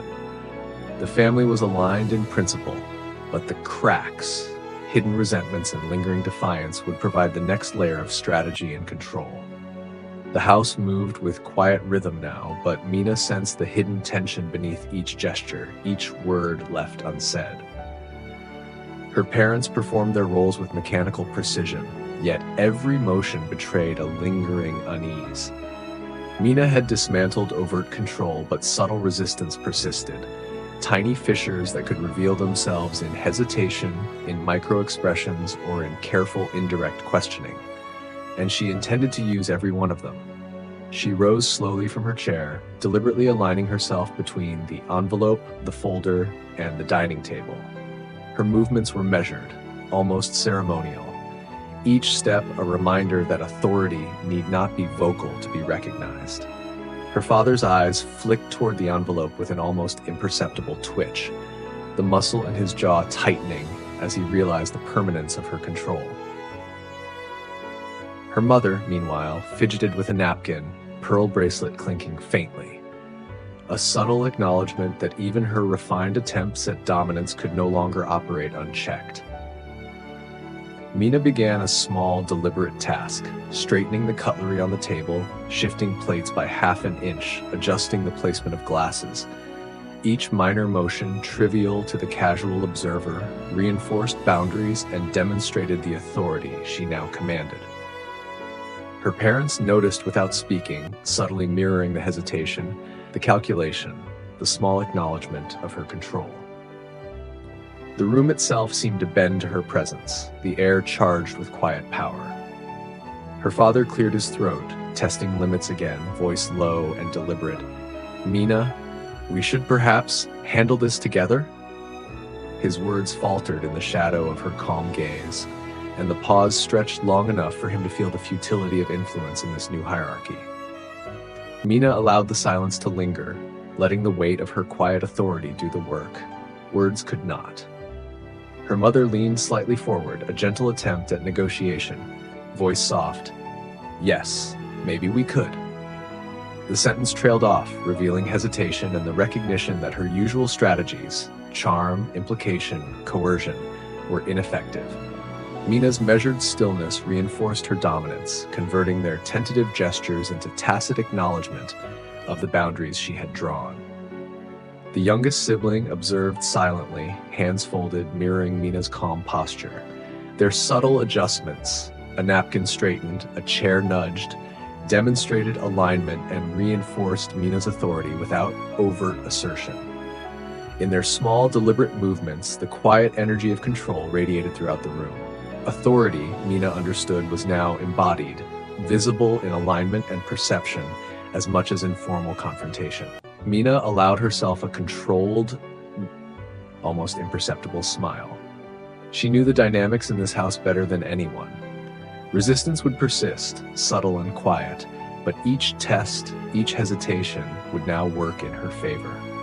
Every micro-defiance would be cataloged, every uncertain gesture observed, every faint challenge transformed into an opportunity to consolidate influence further. Her father's fingers twitched as he reached for a glass, then recoiled, unsure of the limits he could push. Her mother's hands hovered over a serving dish, paused mid-action, a subtle acknowledgement that the rules had permanently shifted. Mina's quiet presence had created a new order. Control now resided in observation, in restraint, and in deliberate action, rather than in overt confrontation or verbal assertion. The envelope and the clerk's folder, perfectly aligned on the sideboard, radiated the same authority. They were more than proof. They were anchors, silent reminders that truth, timing, and strategic patience carried more weight than habit, expectation, or manipulation. Her parents could not dismiss them. They could only navigate the new reality carefully, aware that every misstep reinforced Mina's dominance. A faint whisper from the youngest sibling punctuated the moment. She's unshakable. The words, simple yet profound, underscored the shift in the room. Mina's presence, combined with subtle reinforcement and evidence, had created a permanent realignment. The family now operated under new rules, subtle but immutable, with every interaction carrying the weight of her authority. And as the room continued its quiet movements, preparing for dinner, adjusting plates, folding napkins, Mina observed, cataloged, and subtly directed. Each gesture, each hesitation, each fleeting challenge became a tool, a lesson, and a confirmation. The calm enforcement of boundaries, the strategic management of perception, and the anticipation of resistance ensured that her authority would continue to expand, preparing the household for the final resolutions yet to come. The household moved with quiet precision, but beneath the measured motions, the tension pulsed like an undercurrent waiting to break the surface. Mina knew that the calm she had cultivated was only as strong as her vigilance. Authority, she had learned, was never fully secure without constant attention, especially in a home that had thrived on habit, manipulation, and the illusion of control for decades. Her father, seated stiffly at the table, fiddled subtly with a fork, eyes flicking repeatedly to the envelope. It had become more than paper. It was a silent sentinel, a constant reminder that every gesture of defiance or subtle challenge would be cataloged, measured, and countered. His habitual confidence was eroding with every breath he took in Mina's presence. Even his smallest actions, an adjustment of the napkin, a tentative glance toward the youngest sibling, betrayed the cracks forming in his composure. Her mother, seated across from him, tried a subtler approach. Fingers drummed lightly against the table, pearls glinting under the afternoon light. Her smile was practiced, the kind honed over years to charm and influence, yet it faltered at the slightest sign of resistance. Mina observed quietly, cataloging every micro-expression, every twitch of muscle or hesitation, understanding that these small fractures were the keys to cementing her authority completely. Mina rose slightly, adjusting a plate with precise movements that made the room feel both natural and deliberate. Her presence was calm, steady, and inescapable. It was a reminder that authority need not be loud to be undeniable. The parents' reactions, brief flickers of defiance or hesitation, only confirmed that the power she wielded now was subtle, precise, and permanent. Every motion became a reinforcement of the new order, every pause a silent assertion of boundaries. Her youngest sibling mirrored her movements, adjusting a chair, straightening a napkin, aligning utensils with quiet precision. The child's subtle gestures reinforced Mina's authority, demonstrating that influence could be quietly shared and embodied. Together, they created a living example of control, a counterweight to the parents' lingering attempts at manipulation. A faint whisper from her father broke the fragile calm. "Mina, perhaps we could discuss the plans for tomorrow." His voice was tentative, testing limits, probing for weakness. Mina's gaze met his, steady and unflinching. She allowed the pause to stretch long enough for the futility of the attempt to settle fully. Words, empty without alignment or proof, carried no weight in the presence of deliberate authority. Her mother tried again, softer this time. "Yes, perhaps we should, if you think it's best." The hesitancy in her phrasing betrayed the internal negotiation, the faint hope that she might regain influence without confrontation. Mina, still calm, did not respond immediately. Her silence was deliberate, letting the weight of her authority radiate naturally. The room absorbed it, every micro-expression reinforcing the boundaries she had drawn. Then Mina allowed a subtle test. She suggested a minor adjustment to the seating arrangement for dinner, something so simple it might be ignored.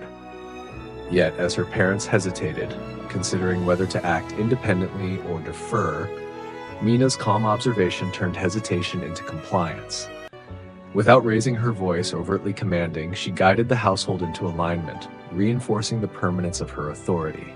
Her youngest sibling leaned slightly forward, whispering softly, "They still try, but it doesn't work." Their observation was quiet, but it captured the essence of Mina's strategy. Control exerted not through force, but through perception, subtle reinforcement, and unyielding patience. Mina allowed herself a controlled, almost imperceptible smile.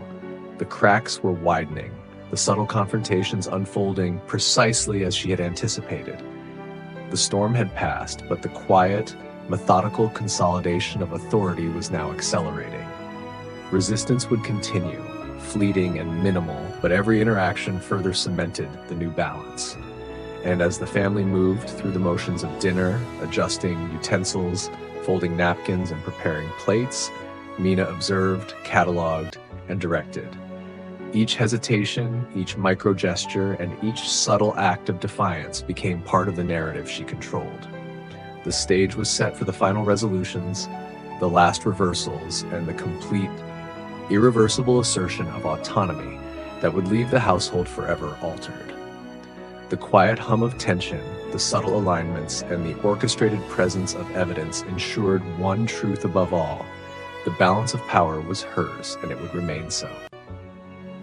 The quiet after the storm had a different quality now, a measured tension that hummed beneath every movement. Mina moved with the ease of someone who had long observed the rhythms of her household and learned where power truly resided. The envelope and the clerk's folder remained on the sideboard, silent arbiters of truth, their presence reinforcing her authority without the need for argument. The parents' gestures had grown smaller, more cautious. Every motion was measured, every word calculated, as if they were navigating a minefield they no longer controlled. Her father's hand twitched again, reaching almost instinctively toward the documents, only to retreat. He could feel the shift in the room, the invisible lines of authority drawn in silence, and he recognized, without acknowledging aloud, that his usual tactics of intimidation, charm, or guilt carried no weight here.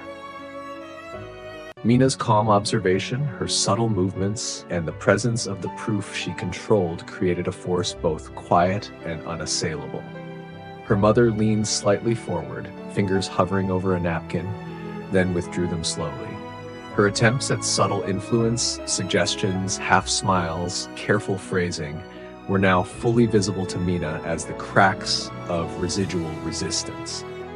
Mina did not correct them openly. She allowed the gestures to occur, observed their failures, cataloged their hesitations, and let the unspoken authority settle further into the household dynamics. The youngest sibling seated near her mirrored Mina's posture and calm presence. Small gestures, straightening a chair, adjusting a utensil, quiet observation, reinforced alignment. Authority no longer had to be verbalized. It existed in presence, timing, and the subtle reinforcement of observation. Mina had turned the household into a system of cues and checks, each interaction reinforcing her autonomy and the boundaries she had painstakingly established. Mina rose slightly, gliding between the table and the sideboard, deliberately adjusting a plate. Her movements were small, almost casual, yet they carried the weight of deliberate control. Her parents' eyes flicked to her hand, their hesitation unspoken acknowledgement that authority now resided in her presence. Every twitch, every flinch, every subtle act of deferred influence further entrenched her dominance. Her father finally broke the silence, voice low and strained. "Mina, we understand. We see it now." There was no defiance left, only the faintest traces of habitual instinct, faltering under the undeniable alignment of evidence and authority. Her mother's head nodded, a hesitant motion, fingers clasped over the table, eyes on Mina. The acknowledgement was quiet, but it carried permanence, the recognition that the old hierarchy no longer existed. Mina allowed a small, controlled smile. The major confrontations had passed. The subtler waves of resistance were being neutralized methodically. She now began guiding minor household decisions, directing tasks with gentle authority and subtly testing compliance. Every interaction served to cement her position, transform hesitation into acknowledgement, and prepare the ground for final closure. The youngest sibling whispered softly, a quiet affirmation, "She's completely in charge now." Their words, simple yet profound, reflected the permanent shift in dynamics. Authority had been established through calm observation, strategic patience, and the undeniable weight of truth. The household could feel it. Every movement reinforced it. Mina placed a hand gently on the envelope, a final acknowledgement of the leverage that had enabled this shift. It was a reminder that control was now anchored not in emotion, argument, or coercion, but in proof, perception, and deliberate action. Every subtle defiance that surfaced only confirmed her dominance. Every hesitation in her parents' posture reinforced the permanence of her authority. And as the family moved through the motions of the late afternoon, adjusting tasks, preparing for dinner, and settling into the rhythm of a reorganized household, Mina understood that the real work, quiet, methodical, and strategic, was now complete. Boundaries were clear, respect was enforced, and autonomy was irrevocable. The final layer of control had been achieved, leaving the family permanently aware of the shift. Her eyes flicked briefly to the clerk, whose quiet presence remained a testament to legitimacy and verification. Everything was in place: authority, evidence, alignment, and recognition. The calm assertion of power had reached its culmination, setting the stage for the last moments of resolution, reconciliation, and the irreversible conclusion of the household hierarchy. The room had settled into a rhythm that was deceptively calm. Mina moved with the quiet assurance of someone who had orchestrated every step, every revelation, and every subtle reinforcement of authority. The envelope and clerk's folder remained on the sideboard, silent witnesses to the permanent shift in household power. Every glance, every micro-expression, every tentative movement from her parents now carried the weight of acknowledgement. They understood, finally, that the rules had been rewritten. Her father, seated stiffly, exhaled slowly, the tension in his shoulders finally beginning to ease. For the first time, he allowed himself a quiet reflection, a recognition that his usual tools, blame, charm, coercion, had no effect. He looked toward Mina, eyes softening, the first real acknowledgement of respect surfacing, even if grudgingly. His habitual posture of authority remained, but it was tempered now with humility. Her mother mirrored him, hands resting lightly on the table, pearl bracelet glinting under the afternoon light. She had stopped testing boundaries, ceased attempting subtle maneuvers of influence. Instead, she observed, aware that her presence alone must now be measured, respectful and aligned with the new hierarchy. The embarrassment of past assumptions and the exposure of long-held illusions weighed on her, yet she carried it with a hesitant grace. The youngest sibling, aligned closely with Mina, offered small adjustments, folding napkins, straightening chairs, with calm precision. These gestures were subtle but meaningful, reinforcing the newly established authority without confrontation. Their presence radiated quiet affirmation. The hierarchy was not only understood but embodied in behavior, perception, and subtle action. Mina's movements were slow and deliberate, adjusting a plate, positioning a glass, and ensuring the room functioned harmoniously under the new rules. Her calm authority permeated the space. Every gesture, every quiet observation, every measured decision reinforced the boundaries she had drawn. The family's compliance was no longer reluctant. It was guided by recognition of both truth and strategic observation. Her father spoke quietly, tone measured and uncharacteristically soft. "Mina, thank you for managing all of this. We see how much responsibility you carried all these years." His words, simple as they were, carried the weight of acknowledgement, the recognition of past injustice, and the unspoken admission that his previous authority had been misplaced. Her mother's voice joined him, tentative yet genuine. "Yes, we owe you recognition and perhaps respect we never showed." The phrasing was cautious, carefully measured, but it carried authenticity. The parents were beginning to internalize the permanence of the shift, and Mina allowed herself a subtle sense of satisfaction. The reconciliation was not complete in terms of warmth or affection, but acknowledgement, recognition, and the boundaries she had enforced were irreversible. Mina glanced at the envelope and the folder. They had served their purpose as anchors of authority and evidence, but now the household required subtler tools: presence, observation, and consistent boundary enforcement. She allowed herself a brief, controlled smile, knowing the foundations were secure. The subtle tension that had lingered for decades had finally been addressed, replaced with structured acknowledgement, compliance, and strategic respect. Her youngest sibling whispered softly, a quiet, almost imperceptible affirmation. "It's done. She's really in charge." Mina nodded slightly, a gesture of acknowledgement that reinforced both their alignment and her quiet triumph. Authority no longer needed to be argued for. It had been embedded in perception, behavior, and the careful orchestration of proof and presence. The parents, now quiet, moved through the motions of the evening with a tentative grace, testing nothing, challenging nothing, simply operating within the boundaries Mina had established. Each subtle acknowledgement, each micro gesture of respect, each measured interaction reinforced the permanence of her authority. The reversal was complete, irreversible, and visible in every corner of the room.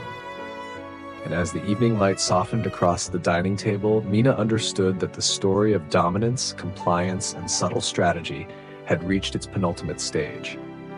Authority had been shifted, boundaries enforced, and recognition earned. The household, though not healed entirely, was permanently realigned, structured around truth, respect, and deliberate observation. The calm, controlled energy that radiated from her presence set the stage for the final part, where any remaining tensions would resolve and the last irreversible reversals would leave the family permanently aware of the new order. The late afternoon light streamed softly through the windows, casting long shadows across the dining table, now immaculate under Mina's careful attention. The envelope and the clerk's folder remained in plain view, silent reminders of the truth that had reshaped the household. The tension that had once filled the room like electricity had settled into a quiet, tangible acknowledgement. The balance of power was permanent, and every gesture, every movement confirmed it. Her father, seated with his hands resting lightly on the table, finally exhaled fully. The stiffness in his shoulders had eased, replaced with a reluctant calm. He met Mina's gaze, not with defiance, but with a quiet recognition. The authority he had wielded for decades had been dismantled, and he understood that every attempt to reclaim it would now be met with her calm, deliberate presence and the unassailable proof of the documents. Her mother mirrored him, eyes softening, hands folded neatly, fingers tracing the pearls that had once symbolized control. The practiced strategies of manipulation and subtle coercion were gone, replaced by the reality of boundaries she could no longer violate. Mina allowed a small nod, subtle yet firm, acknowledging the completion of the reversal. Respect had been earned, authority established, and autonomy claimed forever. The youngest sibling, seated beside her, shifted slightly, straightening the folded napkin before them with quiet precision. Their glance met Mina's, and she offered the faintest nod of affirmation.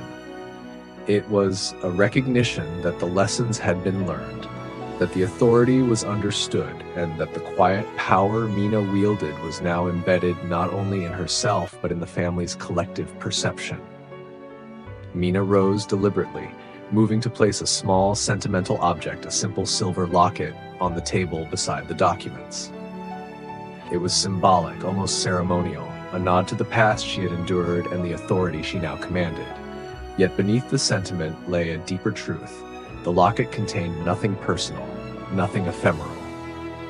It was a vessel of verification, a tangible testament to responsibility, care, and the irrevocable proof of her meticulous planning. Her father's hand twitched, reaching subconsciously, but he did not touch it.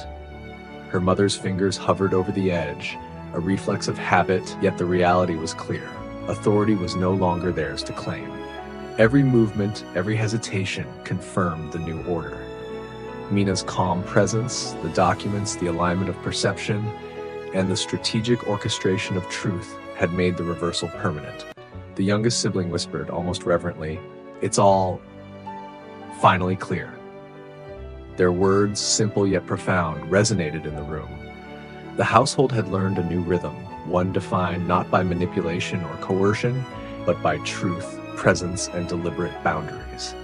Mina had rewritten the rules entirely, and every person present now operated within them. The clerk, still standing quietly near the doorway, offered a small nod to Mina, a final affirmation of legitimacy and verification. Her work complete, she was a silent witness to the culmination of Mina's strategy, the permanent, irreversible restructuring of authority within the household. Her parents exchanged a tentative glance, acknowledging without words that the balance had shifted and would never revert. Any remaining attempts at influence or subtle defiance would now operate within clearly defined limits. They were aware of it in posture, in hesitation, in micro-expressions, and in every subtle interaction that followed. Mina allowed herself a faint, controlled smile. The story of humiliation, resilience, patience, and strategy had reached its resolution. Boundaries were established, respect was enforced, and her autonomy was no longer subject to negotiation. The household had been transformed, her authority, proven and undeniable, radiated quietly, permanently altering every relationship, every perception, and every expectation. The last shadows of tension faded, leaving behind a quiet equilibrium. Mina glanced at the youngest sibling, then at the parents, then back at the envelope and the locket. The house had settled into a new rhythm, one that acknowledged truth, responsibility, and the permanence of the shifts she had orchestrated. And as she took her seat at the head of the table, calm and measured, the household understood fully. The past could no longer dictate the present. The manipulations, the expectations, the carefully curated narratives, they were gone. In their place stood authority, evidence, and the quiet power of someone who had endured, planned, and ultimately prevailed. Mina leaned back slightly, letting the finality of the moment wash over her. She did not need applause or acknowledgement. The proof was in the alignment, the recognition, and the permanence of her influence. The story was complete. The family, once structured around control and manipulation, now existed within boundaries she had permanently defined. And in that quiet certainty, she felt the long-sought satisfaction of autonomy finally realized. The day ended with 3 quiet acknowledgments, one subtle shiver of relief, and the unmistakable knowledge that the household would never return to the hierarchy it had once known. Mina's authority was absolute, her autonomy irreversible, and her meticulous strategy, tested, proven, and perfected, had rewritten the rules of the family forever.